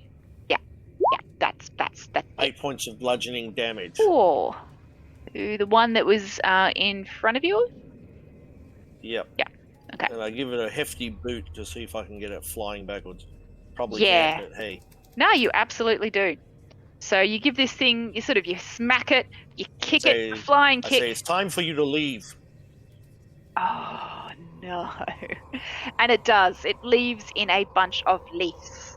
Make like a tree. Oh my god. Yes. And then Make we're like a gonna go log. here. And we're gonna do that. Yeah. But with my bonus action. Cool. Ah. Pacha! That is only a 10 to hit. That's still gonna hit. These things they're not real tough. Oh, okay. Well, It's not like the centipedes, which are That hard is- to hit. 6 points. 6 points of damage, nice. That's 6 points of damage. Cool. Were you going for the one on the left or the right? The one that's on my mate here. Okay, That cool. one there. So again, you smack it. It hurts. It sort of reels back. It's a little cute little arms flail around. But yeah, cool. That's it for you. That's it for me. Edlil, you are up. Okay. I don't have like what I'm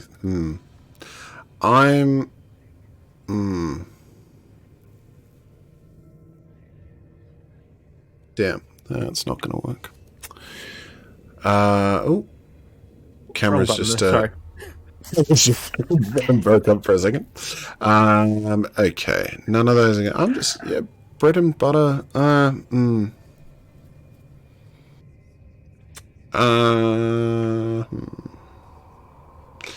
No, I will have put my bow away at this point and dual wield a rapier and a dagger, and I guess we'll just attack the one in front of me, the one that hit me. Yep, cool. For now, with the rapier. How dare you? Let's start with that. I'll start with that. See how good. Yep, that didn't get us very far. What'd you get? 7. Okay, no. No, I didn't. All right, that one's over 10, so that's good. 17. So it's actually pretty good. Yep. That's pretty Yep, yep, that'll do it. That'll And do that's my dagger. So because it's bonus action, I don't actually get a bonus. I just get what's on the dice. 1 damage. Okay. You know what? Hey, you hit it. It's okay. You know, every little bit helps. Every bit contributes. There we go. Fine. It man. is. You're It doing is a great. There's a percentage of that health that I took, and that's a Absolutely, contribution as far as I'm concerned. Yeah, definitely. You hear the plants, sort of the leaves whispering, "You're doing great, sweetie." Oh, mocking me, Ali. Oh, the two can play that game. No, That sounds vicious mockery. yeah. You want vicious mockery? I'll give you vicious mockery, and then I will maneuver into position there. Cool. All right. Excellent. All right. You sort of notice this frog kind of creature, like shlip, shlip, shlip, and then it sort of pauses and appears to look at you all, and it sort of like gives a little shiver. And then it kind of like, you know, that cool, really nice sounding frog sound that's sort of like it's a nice summer evening and the frogs are kind of chirping and it sounds really pleasant. Starts to do that. And I'm going to need from everybody a wisdom saving throw, please. Oh, I knew I should have cast silence on it. I was holding off. 19. What is it? Natural 20. It's a wisdom save. Wisdom save. Is it a charm or anything? It is a charm. It doesn't affect me. Natural 20. He's an elf. Elf. Cool. You just hear a very pleasant melody coming from the frog. All right. What did everyone else get? Anyway, Yeah. it doesn't affect 19 for me. You're fine. 19 for me. Also fine. And nat 20 for Eric. Oh man, everyone's fine. You just hear We this love really that sound. pleasant frog sound. It's like, you know, yeah. Cool. Well, that's the frog. Cool. So Feels the bad. centipede's just going to come forwards and try and bite someone. It's going to try and bite Idliel. It's not going to bite you, but not with a 9. Told you. Nah. Yeah, sort of like rears back. Just misses. Cool. All right, Viola, you'll go. You're slowly building supernova. Out of frustration, not gonna cast the firebot. I'm gonna instead cast I don't know if I want to use one of my 2 spell slots or not. The dilemma of a warlock. No, do you cast the spell or do you cast the cantrip? Nah, I'm just gonna cast the Eldritch Blast. The good old warlocks. No, I'm not. Natural 1. Oh, no. bless. Oh, Yeah. shit. Luckily, I didn't use a spell slot.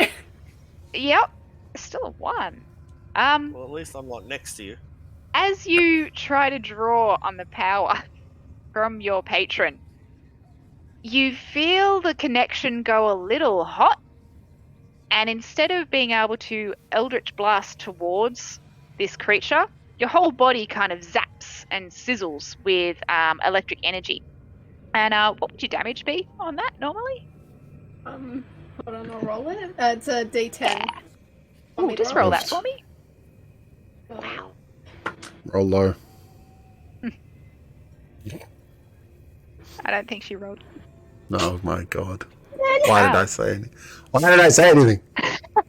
You just broke your own rule. I know. No, I said roll low, and then they're supposed to roll low. Yeah. So the power kind of shoots out from you. Okay, 10 divided by 4 is not that much. I'm not that cruel. Yet. Like, I don't want to kill you before you see the rest of it. I mean, what? Yes, so, everybody's going to take 3 points of lightning damage. I think your Eldritch Blast is. And you're going to take 1. God damn it. I gotta take 3 points of damage. Oh no. Yeah, mate.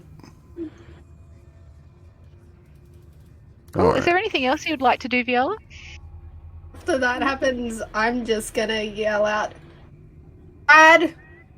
Dad! Dad! That's my turn. Nice. Okay. All right. These. Where did all my plants go? Oh wait, you killed them all. Yeah. They're just gonna take some swings. All right. All right. At Go for it. Wouldn't. Come Go on, for Russell. it. Russell. That would be a 15 and a which does not hit you. Sort of dodge out of the way. These plants like swing at you. That's them. Eric, your go. You're on mute again. Okay, did you cast silence on Eric? I Yeah. still cast it on myself. Yeah. Okay. I'm moving into combat range, and I'm going to go ahead and cast Glaive. And that's a 7 plus 5, 12 to hit. Yep, that hits. I think. What were you trying to hit? One of 10 the hits, bushes. 12 must. The bushes, yes, you hit the bushes. Awesome. So that is 3 plus 3 damage, so that's 6 damage slashing.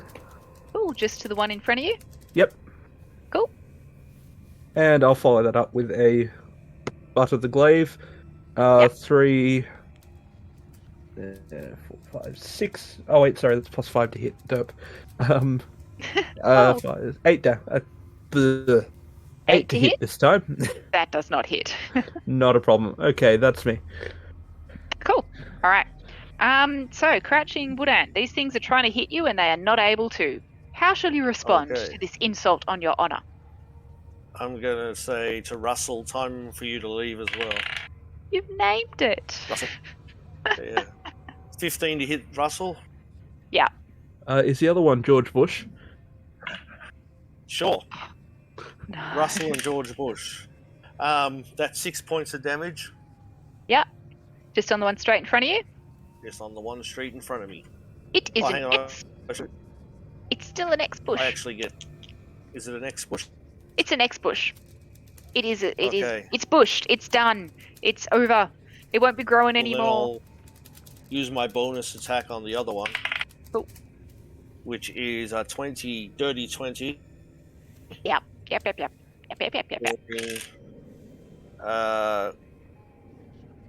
5 points. Okay. Nice. Oof. This is looking hurt. The leaves are starting to come off it. It's kind of like dragging its arms. It's not looking happy. And then I say to it, you know how we're funding this operation? With hedge funds. Oh. What's that? Oh. You'll have to explain that to me. That sounds like a money thing. Okay. Okay. Edliel, in your financial acumen, it is your go.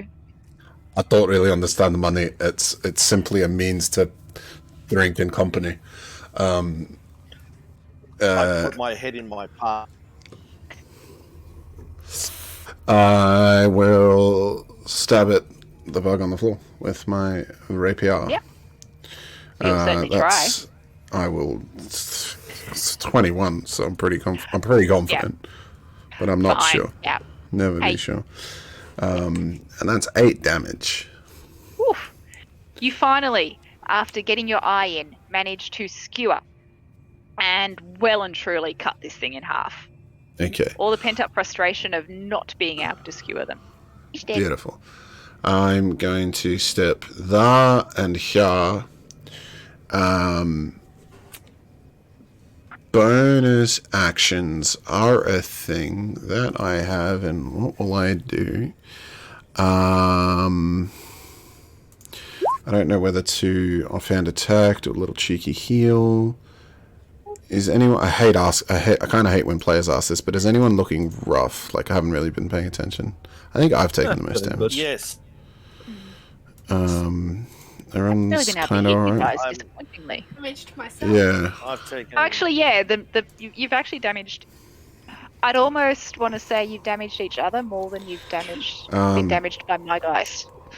I'm going to notice like a little bit of blood from what Ant's lip, and I will just fling a second level healing word in his direction. Thank you. Oof, spicy. What do I add to that? It is 2d4 plus my spellcasting mod, I think.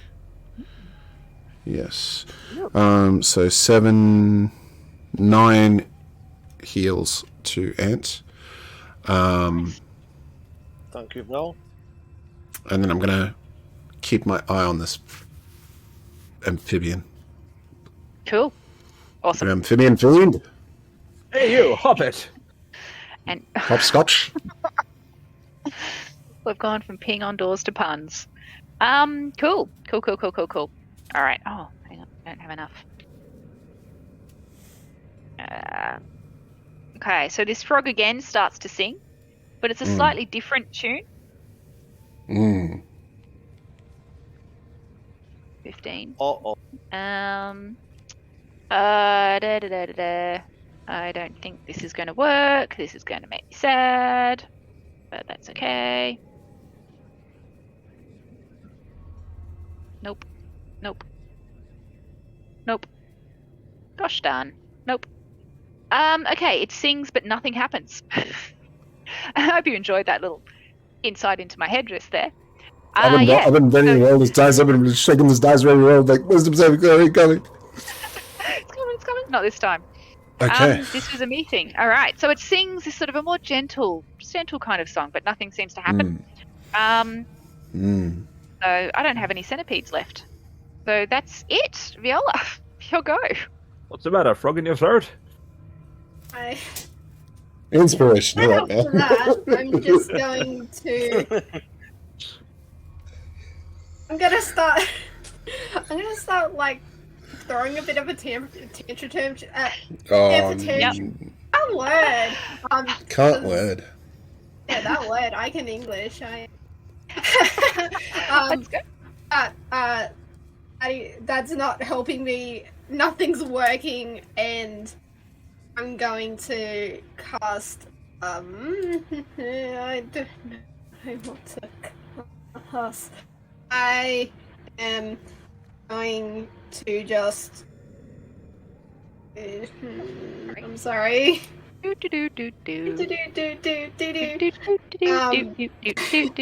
just do another fireball. That took a lot of thought. Yeah. I was like, Sorry, nah, that was nah. sarcasm. I shouldn't channel my horrible NPCs. Put on warlocks in our spell slots. Sweet. Natural 20! Hey, nice. Nice. All right. So total 26. Yep. That hits whatever you care to try and hit. We doing double dice or double damage? Double the dice. Also, the reptile, once again. Okay. Yeah. Oof. Yep. Poor little singing frog. Hello, 18. my baby. 18. Hello, my honey. Hello, my Yeah, I rolled a reptile. 10 and an 8. You have sunk my battleship. You squished my frog. How does it look? It's croaked. So, It's she coming is just back. absolutely throwing a hissy fit that nothing's working. Her dad's not listening to her. She can't talk to her dad. Her dress is ruined. Everything's just getting to her, and she's just firing all that she can at it. Yeah. And so all of this pent-up tantrum, tanty, and energy forms into this firebolt, wasn't it? Oh yeah, Yeah. firebolt. Screams out from you like a screaming toddler. You all hear this kind of like just rage sound, and it hits the frog, and for a second nothing seems to happen, and then it just explodes like a gremlin in a microwave. Goes everywhere. Oh my god. Even as far away as you are, Lil, you get splattered. But it's dead. It's not singing anymore. It has, I believe, as a wise man said, croaked. Some say wise, others say arrogant. Pompous and annoying. Others say things that are probably not suitable on stream. Yeah. All right. Anything else you'd like to do, Viola? She's just still having a little bit of a temper tantrum, and it was basically shut that thing up while Nice. while jeez. she goes on a rant. Nice. Right. Okay, so I've only got my shrub left, which is just going to make a desultory swing. It's going to make a desultory swing at Eric. I got a nat 20 too. Oh, spicy. Here we go. We've opened the gates. Pandora's box. Now they're coming out. Cool. So this thing finally seeing its friends go down around you. It does 2 points of bludgeoning damage. Oh, my wonderful hair! How dare you! Yeah, it actually goes in, unlike you do with a little kid, and it's just like messes up your hair.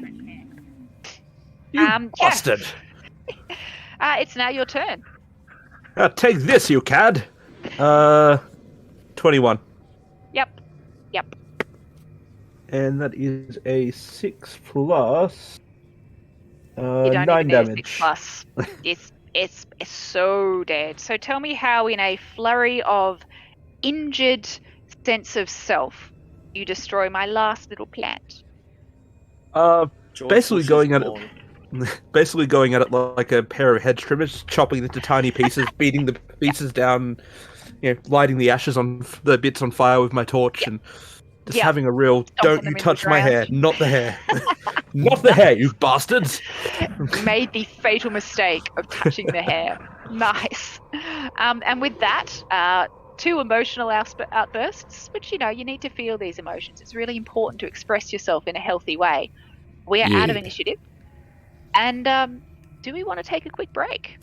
It's break time. It's Hells break yeah. time. All right. We will take 10 minutes and we will be back real soon. Yeah, thanks everyone for tuning in. Thank you for all the follows. We've had a bunch of follows tonight because you guys are awesome and amazing. Don't know if Sean, you are still sticking around, but I'll give a quick shout out to Sean Sunday of Brain Beast Studios. He's just got a Kickstarter that's like less than 2 weeks old at the moment. It's his second release of his player screen. And for those of the D&D community or the role-playing community in general who are neurodiverse and struggle with keeping track of all that information that you got to keep track of, he has come up with a really small, really useful player screen. So just like the DM has to have all of their things there, he's come up with one that has all the shortcuts and all the things you need to know about being a player. So super useful. Go check out his Kickstarter. The link is somewhere in the... Actually, I'll just dump the link in the thing right now. Nope, it's not there. I'll do it when we get back. But yeah, go check out his thing. Just go check out Sean Sunday or Brain Beast Studios. Check that out. We're going to go on a break. We'll be 10 minutes. Don't go anywhere. Ciao.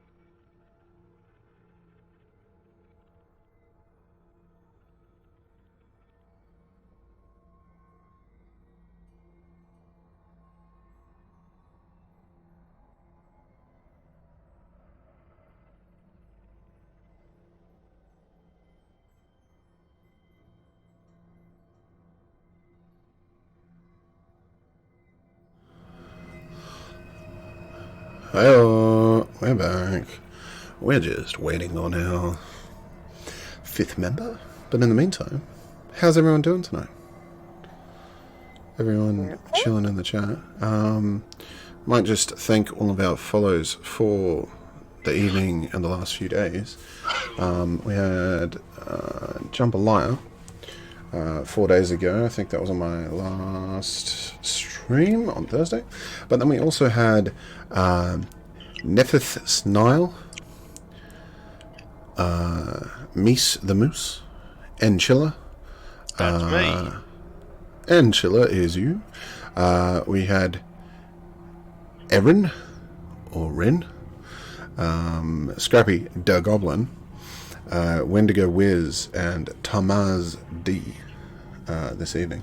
So, thank you everyone for tuning in. Thank you so much for the follows. What is happening to my hair? I don't know. I've It's been because your constantly picture's in mucking with between mine. Laura and it. I'm sorry, I rudely interrupted the wonderful No. flow we had happening on there with concern No. with my hair. Ah, and just a few seconds ago, we had either Auntie S Mac or Auntie Smack. I like the idea of Auntie Smack. SMAC. Thank you so much for Smack, following. she's one of my players. I love Smack. What's up? I love you, Smack. Yeah, You just make me laugh. nice. I can't see her reply. Oh wow. My computer's too slow. Given No, that don't. this is a bit of a Collecticon, do we want to do a bit of a reminder Shout for out. anyone who is not familiar with Collecticon? Why we here, Collecticon? When do we want it? Yesterday. So we are representatives, organisers, dungeon masters, and otherwise passionate enthusiasts about a local Australian, well, Sydney specifically, convention called Collecticon. It is where you can go and check out all things collectible, from Matchbox cars to trading cars, Funko Pops, and all the pop culture goodies you could possibly get your hands on. But there's more than that. We also host Dungeons and Dragons games, which is what this is, strangely enough. So, yeah, we are DMs and organisers of Collecticon, and it is a wonderful place to try your hand at D&D. Now, with the recent restrictions in Sydney at this time, we were unable to execute our wonderful convention of conventions, but instead we ran some online sessions, which means anyone could technically come and join if the timing suits you. So our next event, we're hoping, will be in September. We're going to run a few less tables this time, just to make sure that we have full functional groups and tables, but you should totally come down, tune in, and check it out.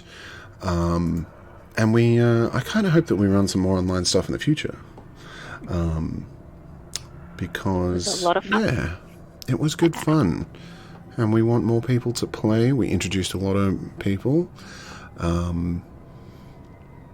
both young and old, and I got some really good feedback from Rob and his son Felix. Felix did not stop talking about it all afternoon after I got his some session. really good feedback about Jared.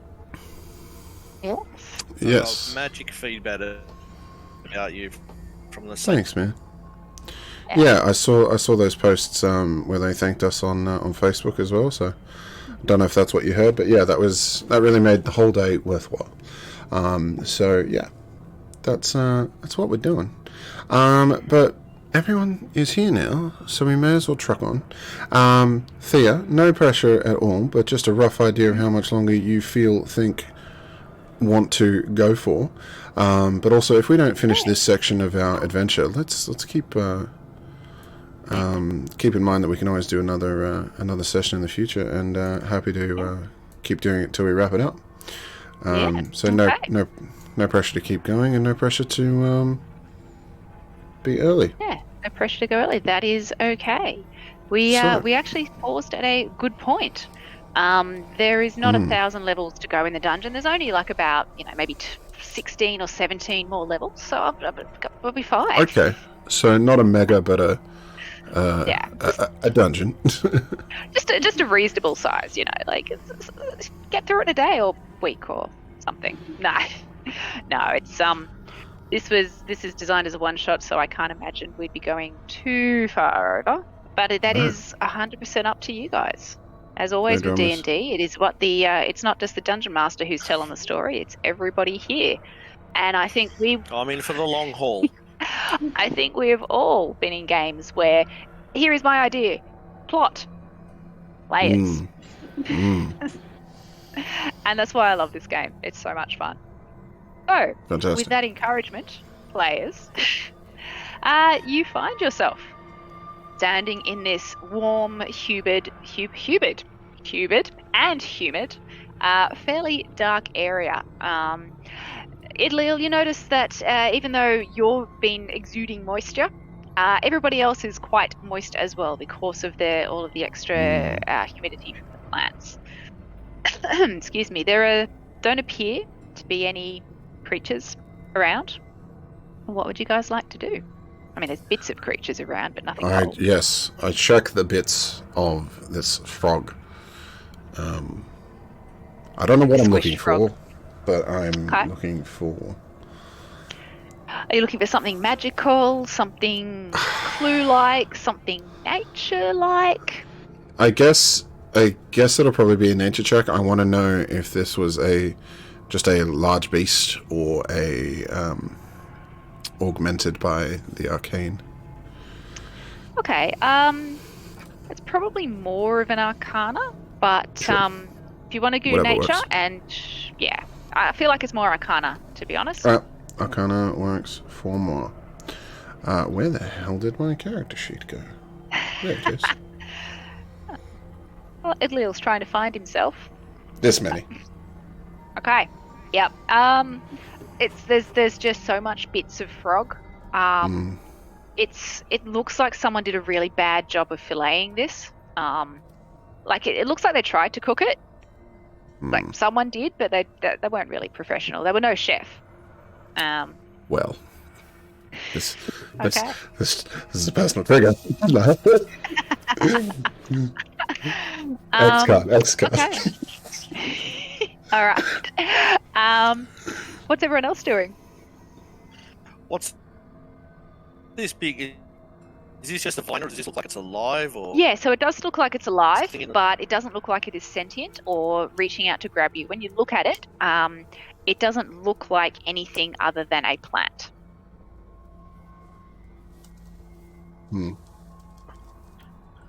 well, Okay. that's I'm about going the to extent of my investigate. searching. Yeah, I'm going to have a look at these 6 round objects here and have a closer look at those. Yeah, absolutely. So as you look at the pedestals, you notice that they are fixed into the ground. They're quite finely carved. They look like they're in a similar style to the door that was carved outside. And they appear to have on them a series of circles, half circles, and crescents.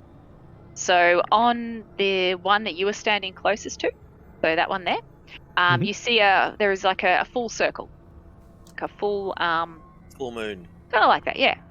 And then on the one next to you, so the one that's sort of down from that one, there is a sort of a crescent. It's a very narrow crescent.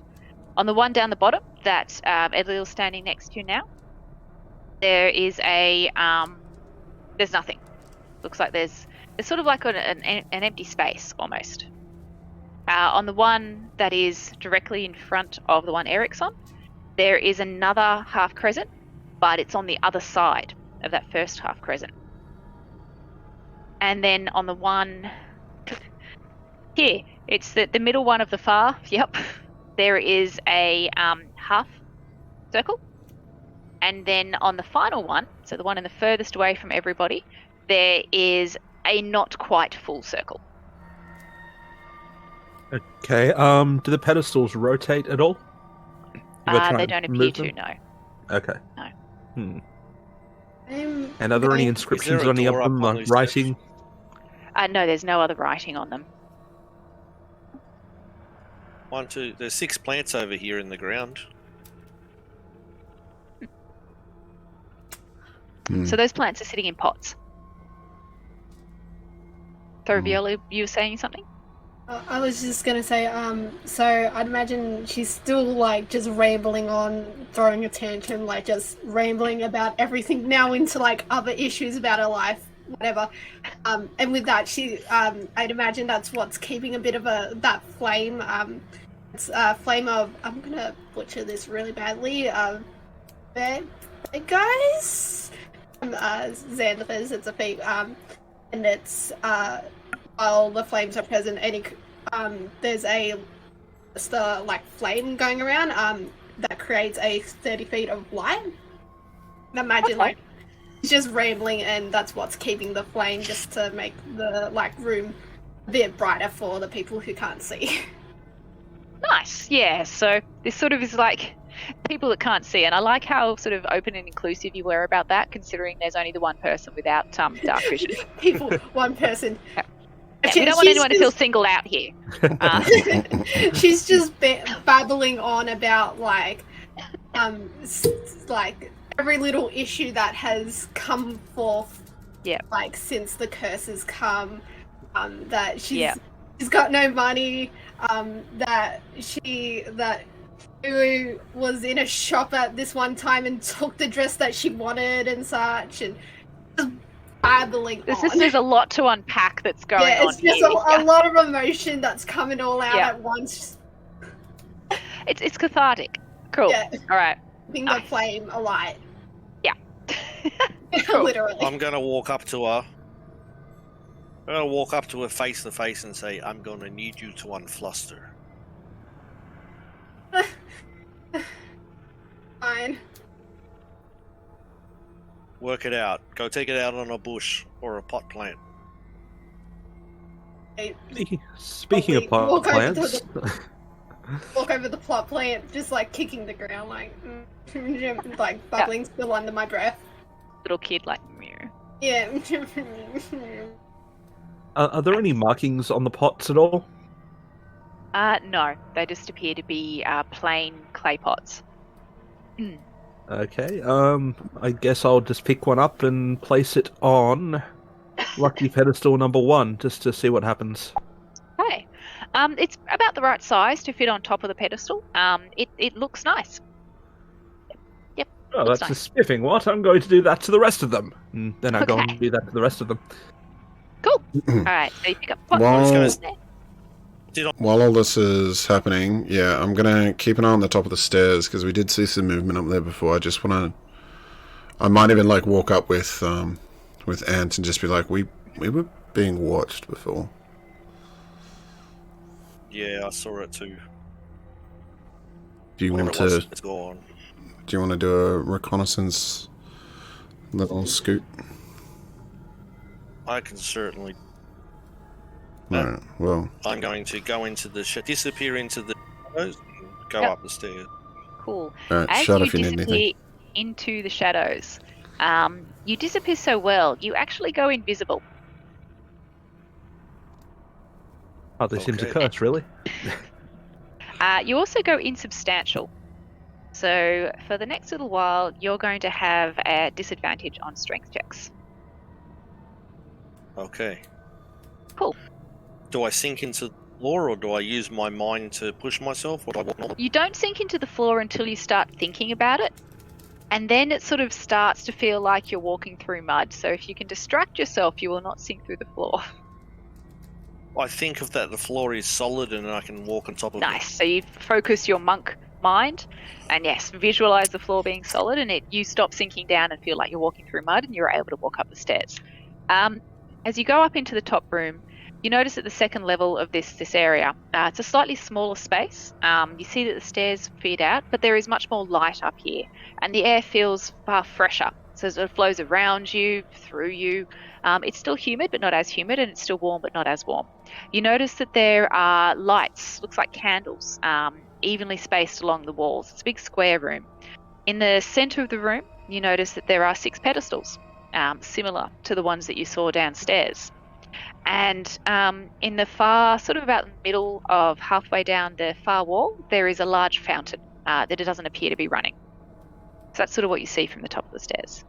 There don't appear to be any creatures. There's no creatures? You can't see any creatures. Can I sneak up on the fountain, see if there's anything inside the fountain? Yeah, give me a stealth check. Okay. I think I get bonus stealth check at this level. Yeah. Yeah. Don't get bonus, get advantage. Oh. That is a natural 20. You are Also so referred- stealthy. Also referred to as 26. And that 20, Yes. also known as 26. Nice. You sort of sneak up. You are like a whisper of wind, not even a whisper of wind. You almost float across the floor. You make your way up to the fountain. You notice that it is quite ornate. Again, it has lots of knotwork carved into it, along with sort of stylized visions of leaping water. It's kind of quite large. It's probably about 15 foot diameter. I went to maths. Diameter, the big one, not radius. It's also got in the center a sort of a vase or a fountain that sort of appears up, and you would think if the fountain was working, water would come out of there. But at the moment, there is no water coming out of it. There is some water, however, still in the bowl of the fountain. And you do notice. Yes, there is actually. Oh, it's in the game. There is also a engraving. Nope, it's not there. That's what happens when the DM puts something. Yes. So around the edge of the fountain, there is engraving. What languages do you have? Okay. I have to go find them now. Wait, were you saying What you have area are all they in? the languages? I have I think all the that was his claim. Yeah. That's okay. You have what you need. You have Elvish, and you have Sylvan. Yes, I am. Yes, So it is. I have those. It is written in Sylvan, which is an older form of Elvish. And around the edge of it and it's also very kind of super fancy. So it looks like whoever was trying to write this was trying to look super pretty. Like they're trying a little bit too hard. Okay. And it says. It's Uwe. Uwe did it. She would certainly like that. And it says, I will come when you give of yourself and call for me on the full moon. Oh.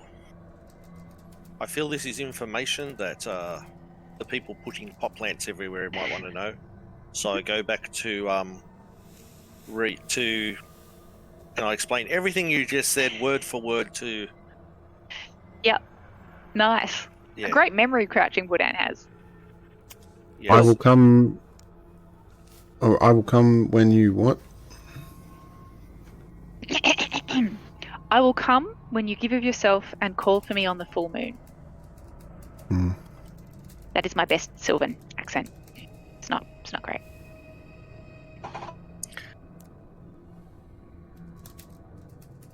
What would you guys like to do? So Woodant has come back down the stairs, informed you all of what he found up there.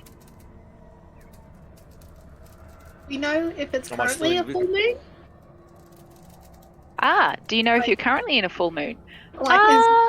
Is there if we look up, is there any holes in the roof that could tell us if it's night and full moon?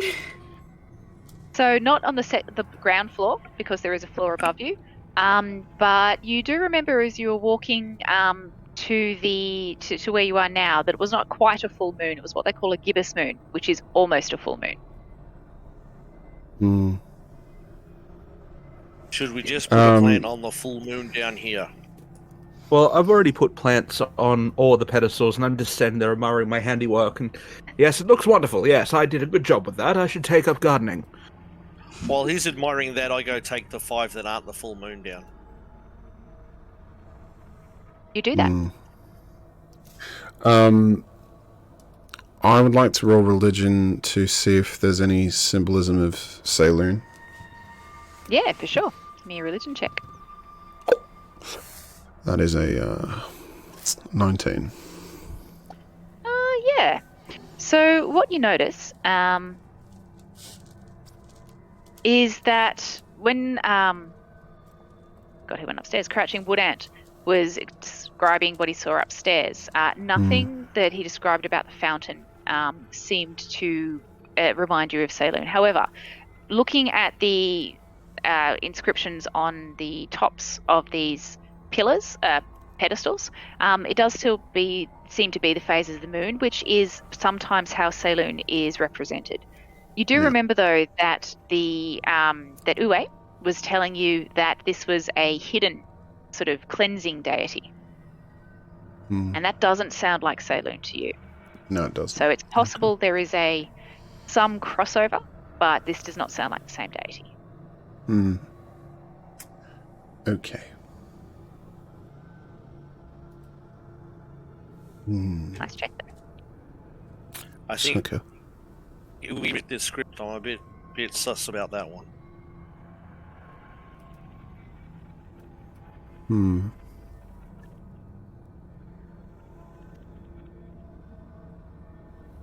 Give of yourself.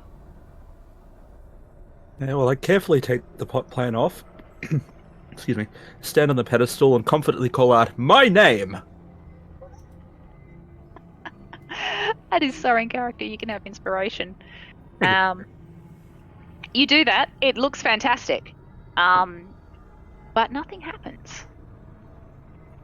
Well, I tried. Jump back down, put the pot plant back up. I'm going to stand at the edge of the stairs so everything they do I can see if it does anything. Okay, so you're trying to sort of look upstairs. Yep. Cool. So far, what everyone's Put the doing, plant you on full haven't seen. moon.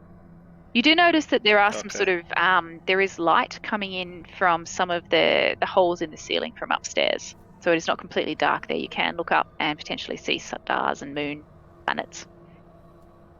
Okay. Is there any Sorry, you that dropped out. positions the track? Is there anything on the roof that positions the moon like an engraving or a hole where the full moon would be and the half moon would be? And It doesn't look like it, but as you're sort of trying to work that out, you do, looking sort of up top the stairs and down the stairs, notice that the alignment of those pedestals between upstairs and downstairs is exact. So if there was a pillar that you were to draw down through all of them, it would line up. So they are directly underneath the ones that are above.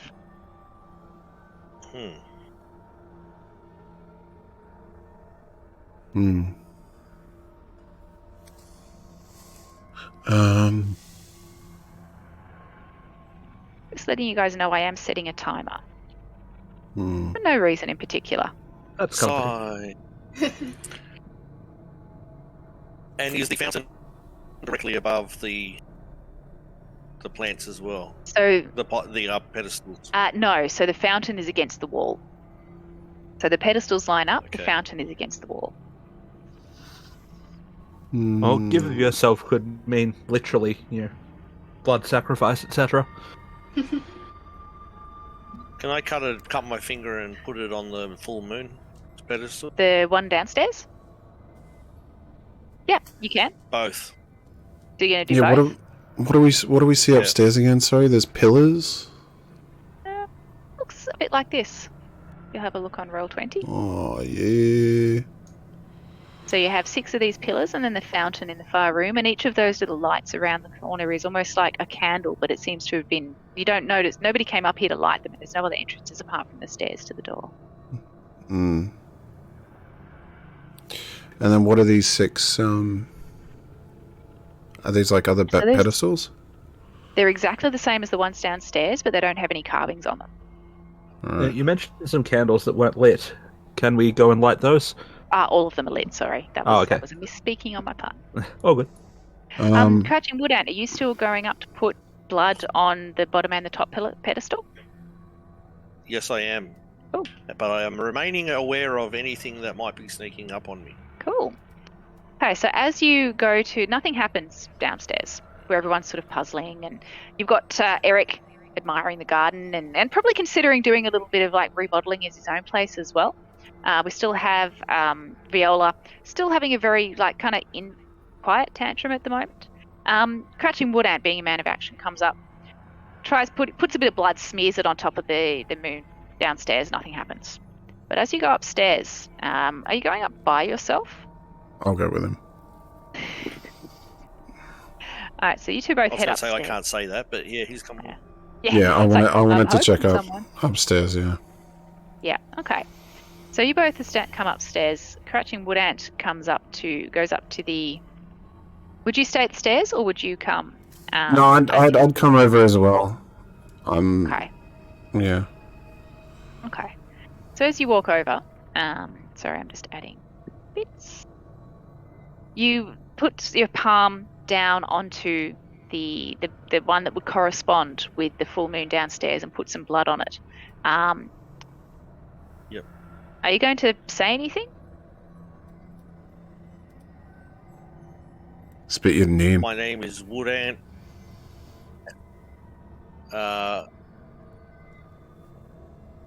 What was the thing? Said I I've come here to give my souls. My name is Woodant, and this is my.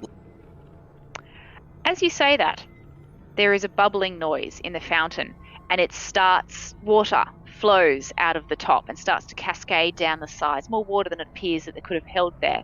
And as this water continues to cascade out more and more, it starts to spill over onto the floor.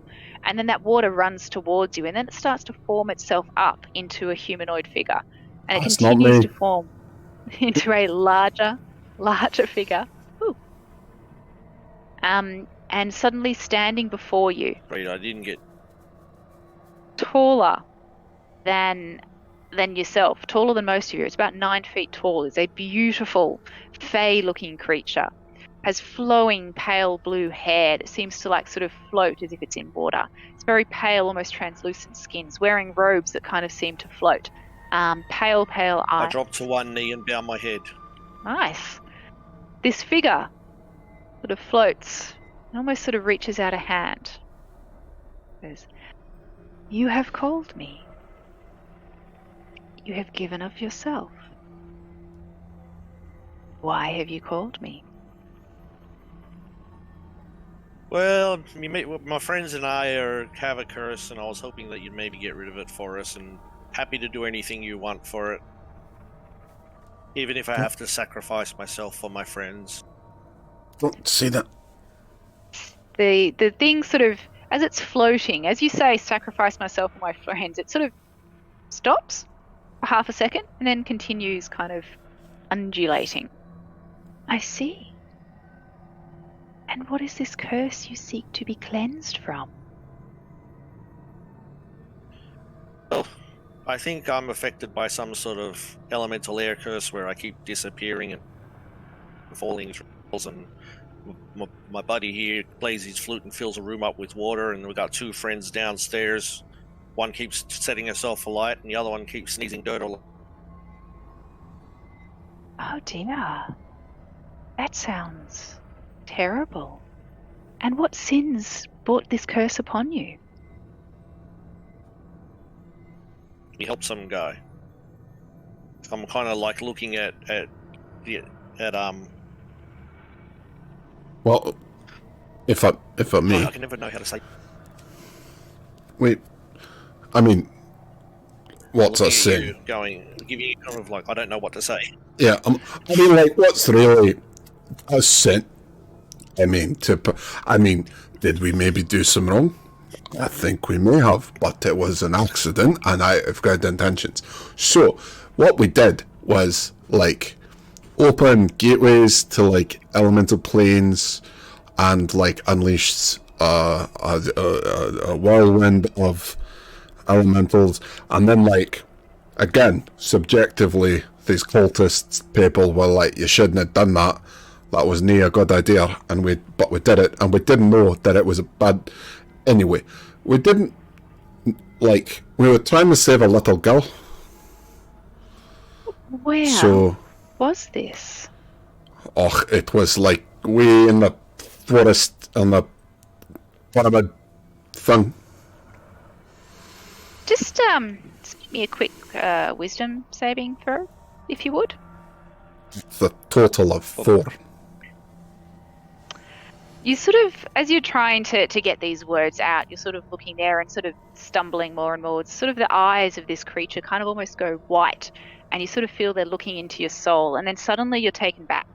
And you're seeing again the ziggurats. You're seeing again inside with your companions around trying to save them. You see everything starting to shake. You see the portals around you. You see yourself trying to get out, climbing up the ropes, trying to escape, sliding down the sides of it as everything is crashing around you. The sound is overwhelming.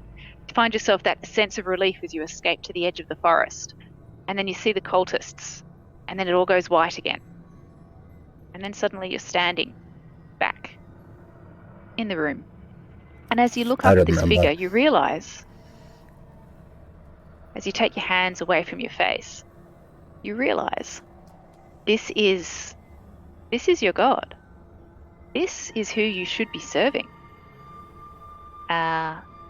This is a creature, a deity that you would give everything for.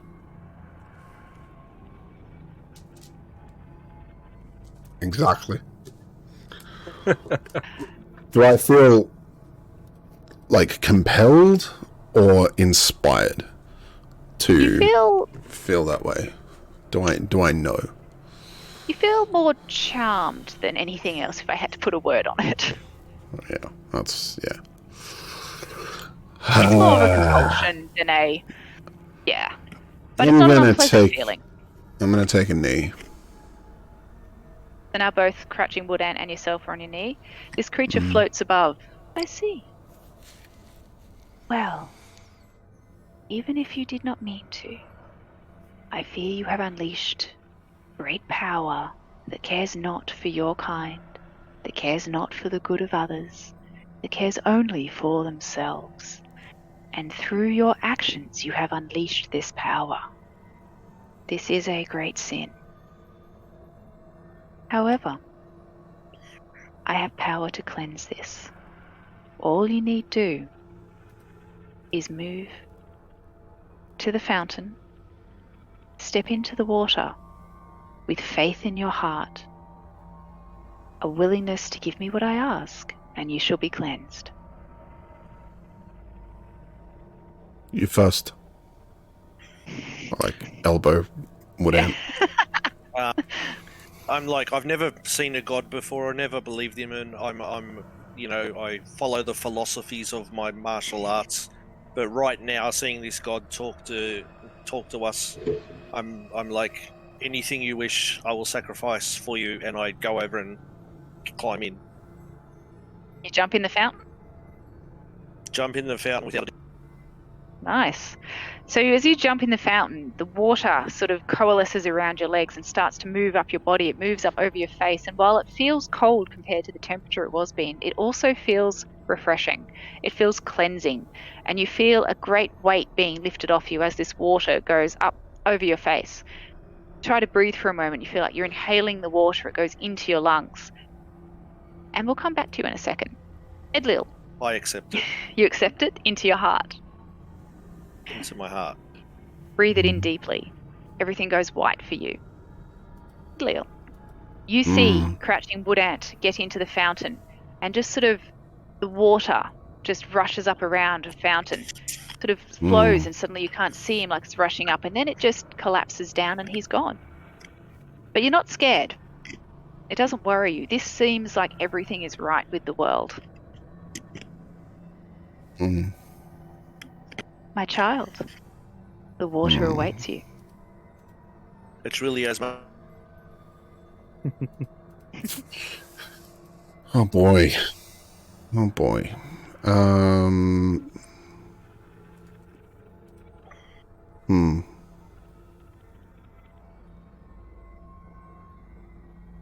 Oh god, do I believe that it's a god? Oh, I've got to do the thing.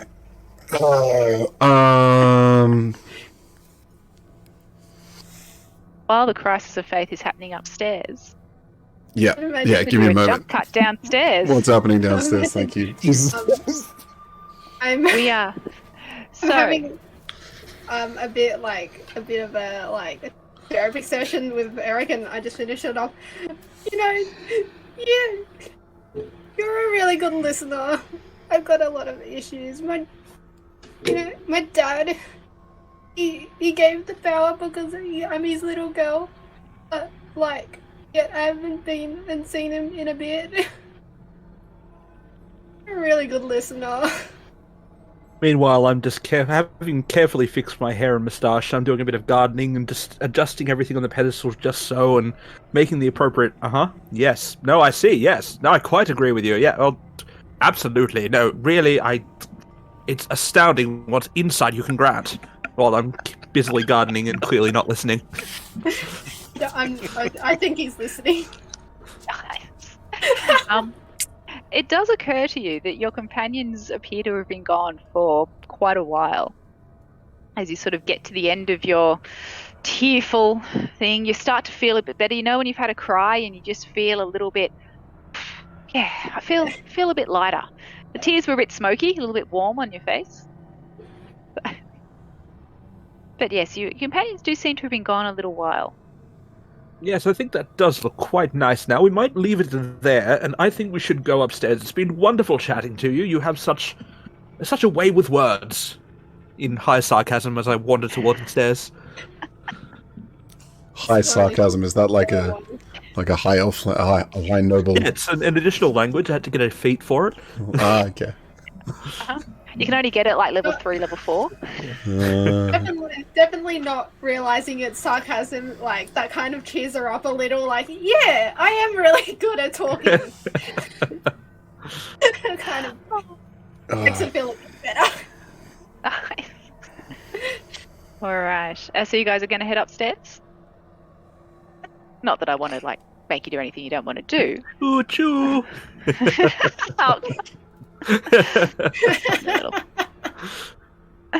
Alright. So you head upstairs. As you come up the stairs, as you get to the top of the stairs, you notice again, as the other two did, that the air feels clearer. It's a little less humid. It's a little less thick. Eric, suddenly you can see much more clearly than you have before from just the little fires that had started to die down around Viola's feet as she'd started to calm down a little bit. So it was getting hard for you to see. But as you get up, you notice that the lights are all around this room, and it's a beautiful kind of light, and it feels warm and comforting. It's almost as like walking upstairs into a big hug. As you walk upstairs, you look across the room, and you see Edliel on one knee down, sort of head in his hands, in front of this incredible ethereal fae being that is beautiful, and both of you are immediately struck by how beautiful it is. And we do return to Edliel with a decision to make.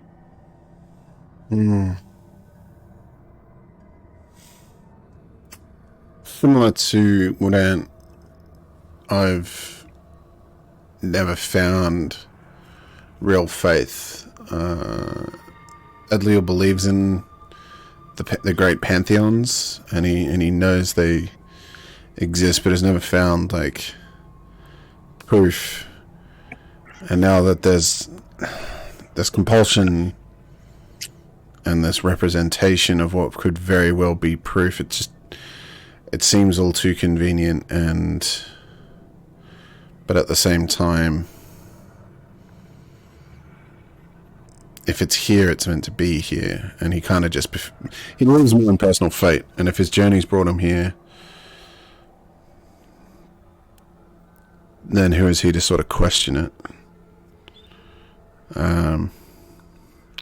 So I rise from one knee, and then I say, "What do you ask of me?" You ask something of yourself. I ask you to enter the waters with faith in your heart and accept the cleanse. I pull out a knife.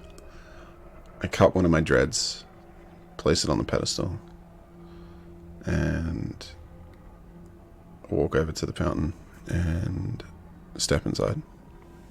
You notice that the creature puts an hand out, watches you as you step in.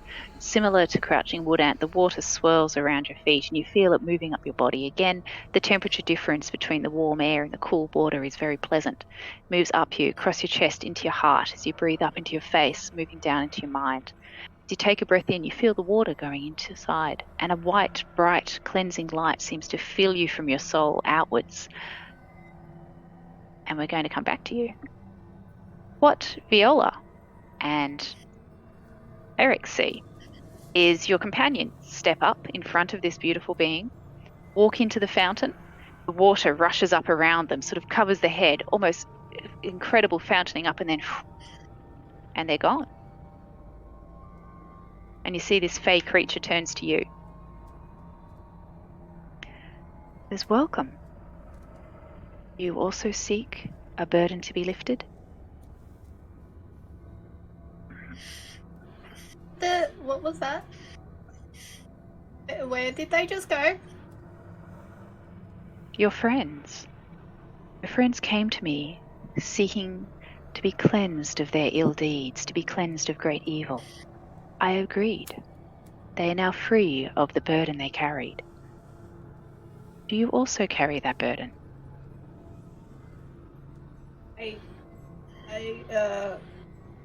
I'm guessing you mean whatever this, and she gestures to like all the fire is. Yes, my child. She sort of smiles like a warm mother smile.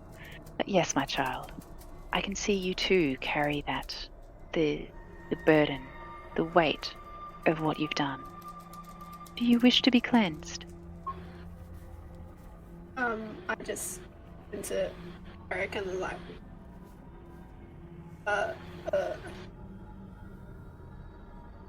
what do you think? 'Cause, not gonna lie, have never trusted the Fae. I am Eric, you're muted. very fiendish. Wrong button. Well, I think the problem we have is I have no idea what that is or what it's doing in this temple. Can I roll no, yeah, insight to see if she is what she seems? And Yeah, absolutely. You can roll insight. I just want to see if she's being entirely truthful with us. So I'll just wait for my phone to unlock, but that's a 15 plus. Where did my D&D Beyond go? There it is. Skills 15 minus 1 is 14. It's a 17 from me. So this creature is incredibly otherworldly. Its desires, its motivations are things that appear to be beyond most mortals. But as far as you can sense the feeling that's coming out of this room and there, and also having watched the faith that Edlil appeared to have, you don't sense any ill will. You don't sense any deception. Okay, well, I suppose I'd really rather stop having this bloody dust all over me all the time. Can you fix that for me? I feel it is not just dust that burdens you, my friend. When did this start? Well, it was after the temple, I believe, when we somehow released elementals when we were trying to help someone find her family, and it turned out they were bloody greater elementals, which was a bit upsetting, quite frankly. Yes, my child. This is a great evil that has been unleashed, but I can cleanse you of some of that burden. It was this like statue that my dad asked me to take, so I took it. And then it turned on us. We got out with the statue. Then we had a curse. Yes, the gentleman was very impolite. I think the statue had a curse alongside it. I don't know, I never touched the statue. Child, give me your hand. And the being reaches out a hand towards you, Viola. Oh, first of all, I'm not gonna do any of that hoodoo shit, right? What do you mean, child? Like, you're not gonna be like, oh, come and take my hand. And like, I'm like, oh, okay. And like, you take me to like the Feywild or some shit. It's like... Oh, child, I take nothing. I only receive what is freely given. And if you wish to give up your burdens, I shall receive those of you and you shall be cleansed. But give me your hand so that I may see what you are talking about. Look her up and down, and then I'm like... Because you make no sense. Reach my hand out. She very gently sort of reaches out, takes your hand. A light appears strangely But you see a light as it sort of glows, and for a moment you almost have very intense memories of what was going through your mind as you were trying to get the statue for your father. You feel that emotion of that disappointment, and then the fear that happened when you were almost lost. And then you feel it go. And you're back in the top room of the temple. Being is standing before you and looks at you and says, "Child, what your father asks is not always for your own best interests." Just go silent. Would you like me to help you?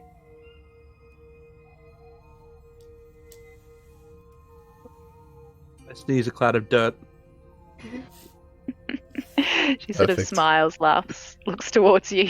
The dirt kind of like swirls in her hair and then just sort of gets picked up, pulled through, and then it just sort of seems to dissipate onto the ground. Who's that Peanuts character? The one that has dirt around all the time. Yeah, nice. Pigpen. Yeah. Turns to, just in silence, turns to Eric and like, I'll do it if you do it. Like, I don't want to be left here alone. Oh, I'd like to bloody know where the other two went, honestly. They've gone somewhere where they're cleansed and can continue to try and fix what they have set in motion. And live a good afterlife. Well, we've come all this way. I suppose what's the worst that can happen? We die? It's not like she can take the burden of my winning style and charm from me, is it? She smiles a little bit. You're trying to charm this creature. A little bit, but it's mostly the absurd amounts of unjustified Confidence. self-confidence. Yeah, Viola looks back and is like, like reaches out a hand once more. So, To be cleansed, my child, you must, and she takes your hand, give a small piece of yourself so that I may take this burden from you. like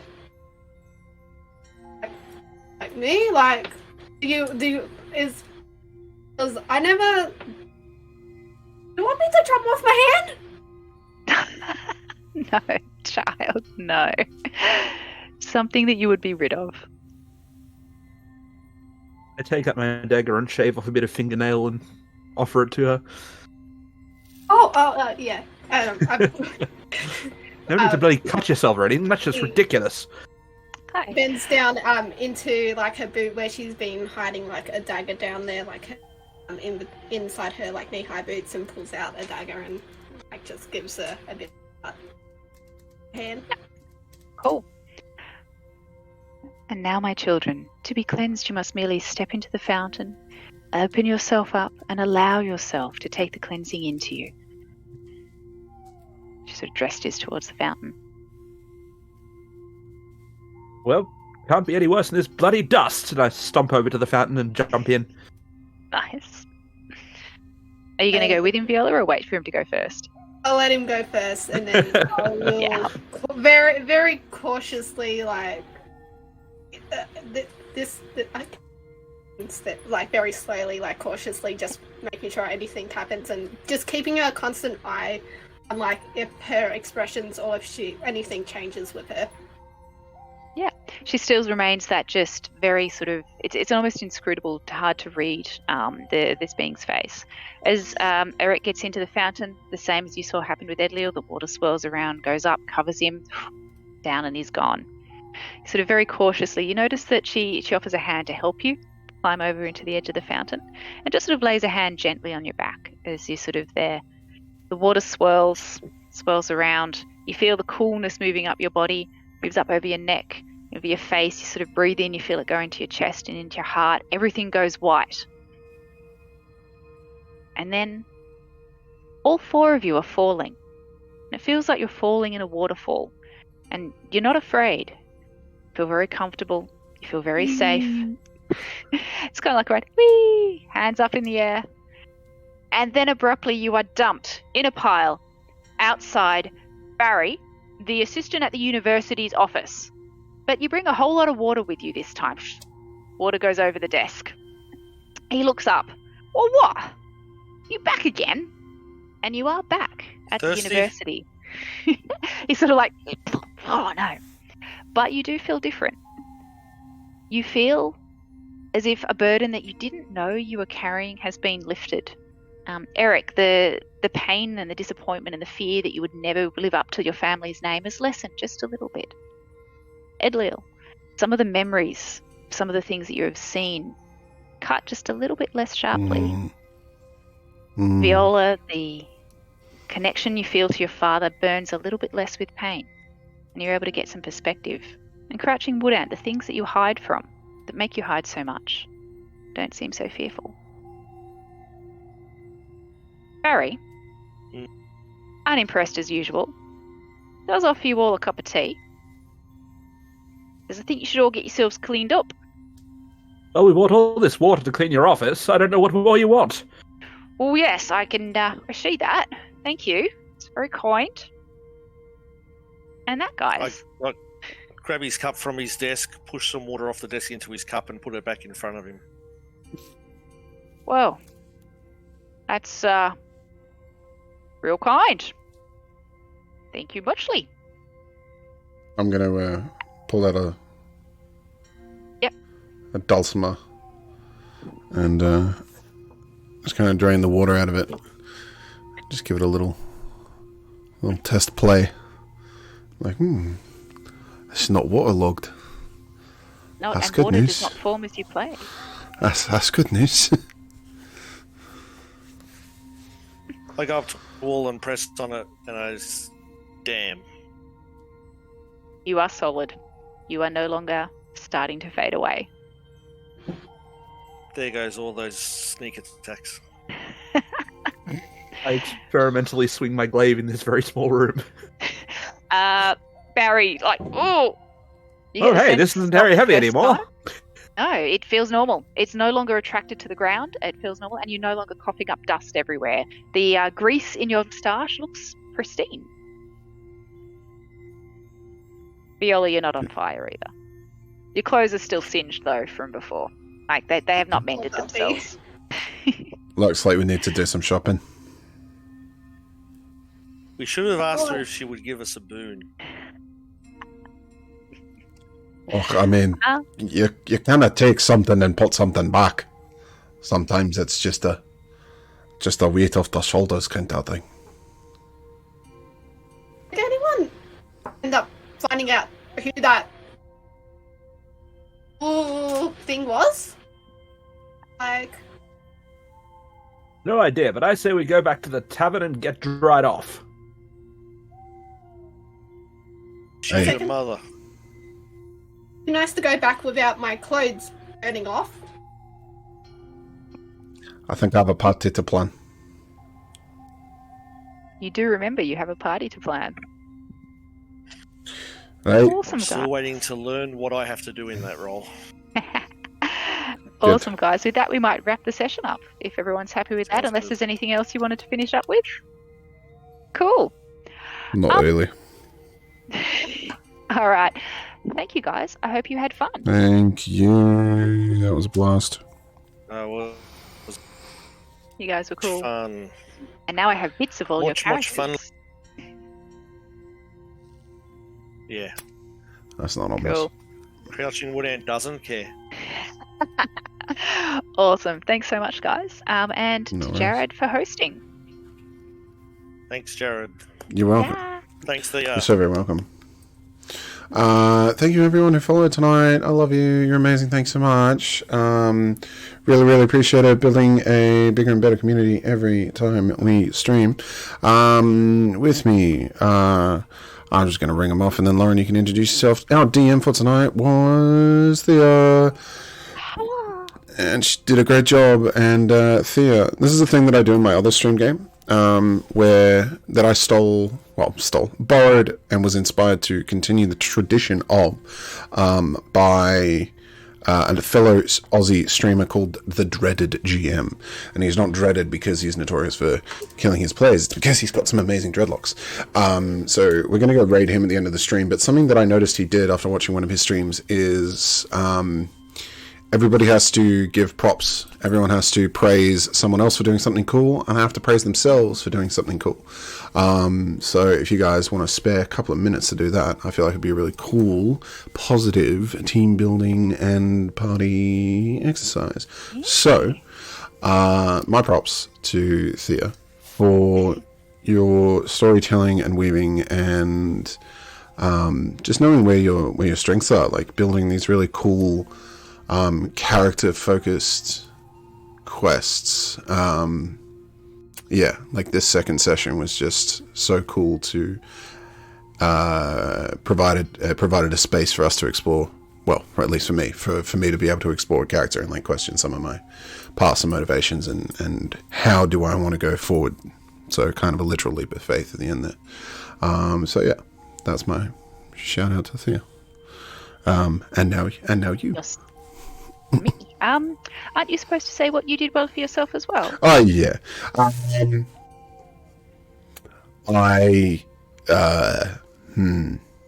really enjoyed doing my voice. I really enjoyed doing my voice. It's fun to really lay into an accent for a good period of time rather than the odd NPC here and there. So I enjoyed doing that.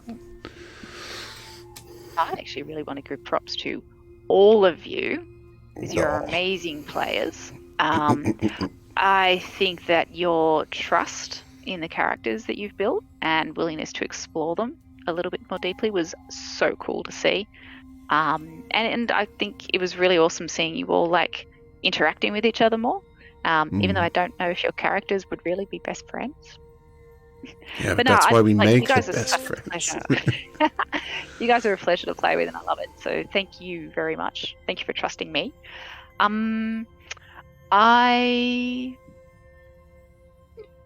What props for me? I didn't lose my accent halfway through an NPC. That was very good. I think I really like Uwe. I think she is possibly one of my favorites. Oh, she was fantastic. Yeah. Props to me for creating her. Yeah. Cool. I hated her in exactly the way you wanted me to. On that one. Yeah. Yeah, Steve. I really appreciated Paul's let's go with inventive puzzle solving. Yeah, let's call it that. Let's go with that. The inventive puzzle solving was just a really great moment. It's like, well, we have to find moisture. Okay, so Jared, you get the moisture. Oh, okay, I'm so glad I can't see in the dark.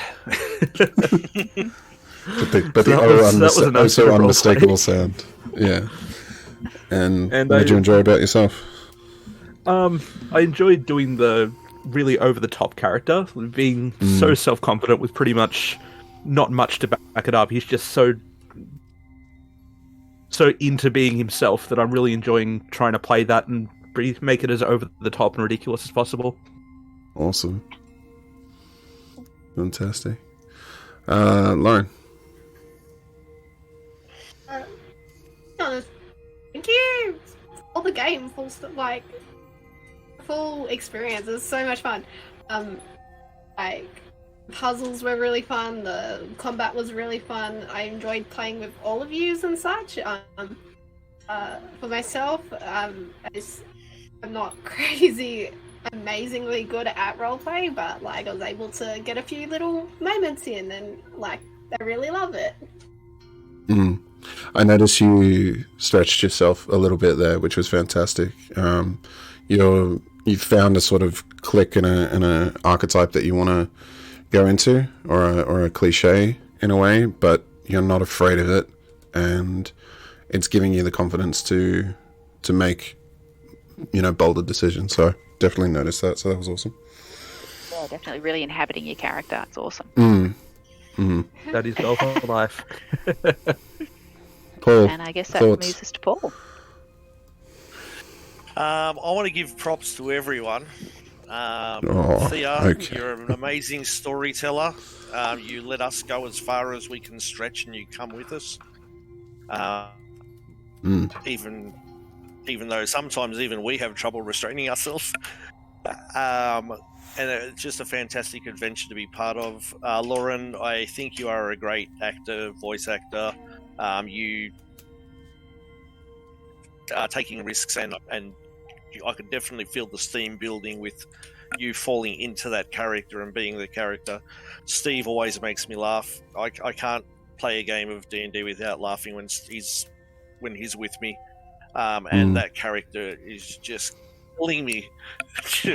And Jared, I just love your character, and I love the way that our two characters are starting to bond, and we're starting to stick together and work off each other.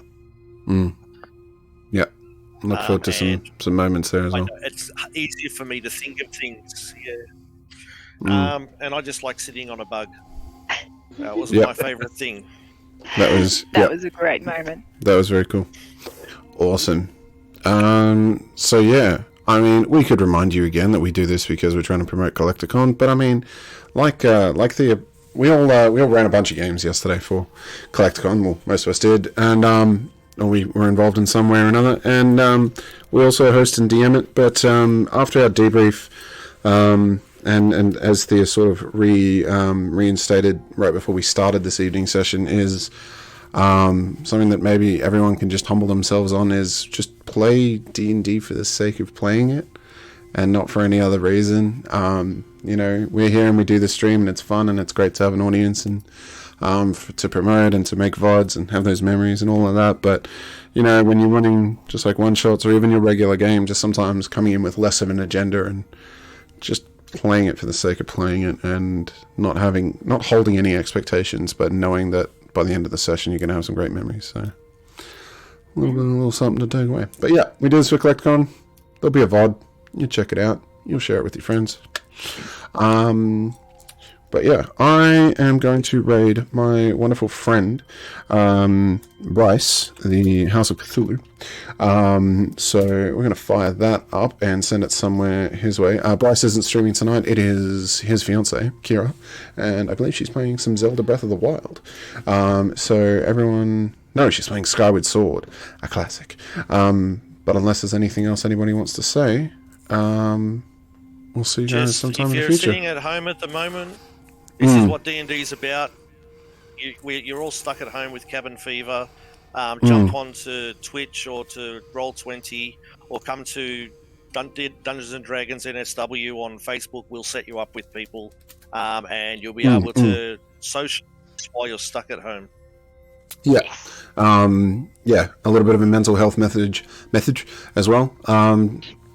These times, they're tough. Just because you might be physically isolated and separated from people doesn't mean you can't reach out. And just because you might be feeling fine doesn't mean you can't reach out to others. Did a stream a little while ago for Jasper's Game Day, raising suicide awareness. But yeah, just call someone. I usually end my stream by saying call your mum. But yeah, if she's good, call someone else as well. Call someone that you haven't spoken to in, over 6 months or over a year or something. So yeah, reach out, because everyone's important. And you don't know what people are going through. And on that note, we are going to be raising my beautiful friends. So thanks everyone for tuning in. We'll see you sometime in the future. Ciao, bye. See you later. And we're good. Cool. Freedom. Yay. Yeah. That was fun. That was great fun. I am still a little sus of a giant fae asking for pieces of us, but Oh, I know exactly how much we've got of you. My arthritis is killing me. My tailbone is killing me. Oh no. Oh, I'm sorry. You okay? You should go have some painkillers. No, I'm gonna have to walk around. And I've sat down enough for one day. Yeah. Well, thank you for playing. And thank you all for playing. I really had such a good time tonight. I hope you liked my game. Yeah, it was fun. I have to say, I really did hate your NPC Uwu. Wanted to strangle her. I love her so much. I have literally had several thoughts throughout. Yeah, I was like, I'll fucking throw her a party. I'll fucking celebrate a fucking funeral. I'll fucking kill her. I mean, we could come up with a particularly awful thing to make her a social pariah. Just say. Oh my God, Might you, be where we start. Without you social devil, you. Eric, I love it. Oh dear. Well, there's So if you guys do want to play, like not super soon, but if you want to keep this group going, I'd love to keep playing. No pressure. Think about it. Yeah. it's good. Yeah. It's fun. I can't see what people are writing because of my computer, but it's fun to know that someone's actually watching. Oh, I never people thought I would feel are that. people are so active in the chat. It's been amazing. Oh, that's awesome. So very early on, Paul, my friend in the Navy, long-time player of mine, Thea, he said you should do audiobooks. He really enjoyed listening to your introduction and everything there. Yeah, you so, have a good range. thank you. You have a good range. Oh, thanks. I think I have a 6-year-old's voice, so that's nice feedback. your pacing is really wonderful. So that's good. And yeah, obviously, people. The secret in acting is most. Sorry, most Yeah, you go. children's voices are done by adult women. Yeah. Yeah, the acting true. world. Bart Yeah. Simpson, as an Yeah. example there. Yeah. A lot of people were impressed with Lauren's gesture as well. Nice. Super, super cool. You definitely got us some clicks there Oh, you didn't get a chance to, on the to thumbnail.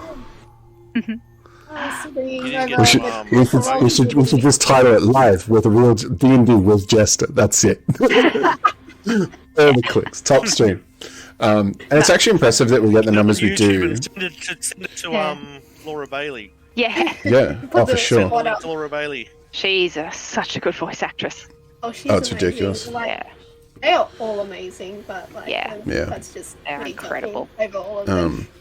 It's pretty wild that we get the numbers that we do as well, because D&D on Tuesdays isn't quite as amazing, but Ryan or Panda TV is streaming with Zach of I Speak Giant DMing for him. So he has 400 of the 600 people watching, followed by Dreaded GM, and then the Dice Stormers as well. So we had comparable numbers to like the Dice Stormers and stuff, which is really good. Evil Doer's just gone online as well. So he's from New Zealand. Super cool guy. I Yeah. can't see all the comments. Can I? You, If I yeah, you won't be able to. see You won't be all able the to see them comments. now. No, you can't roll back. But it was mostly banter between me and my old players.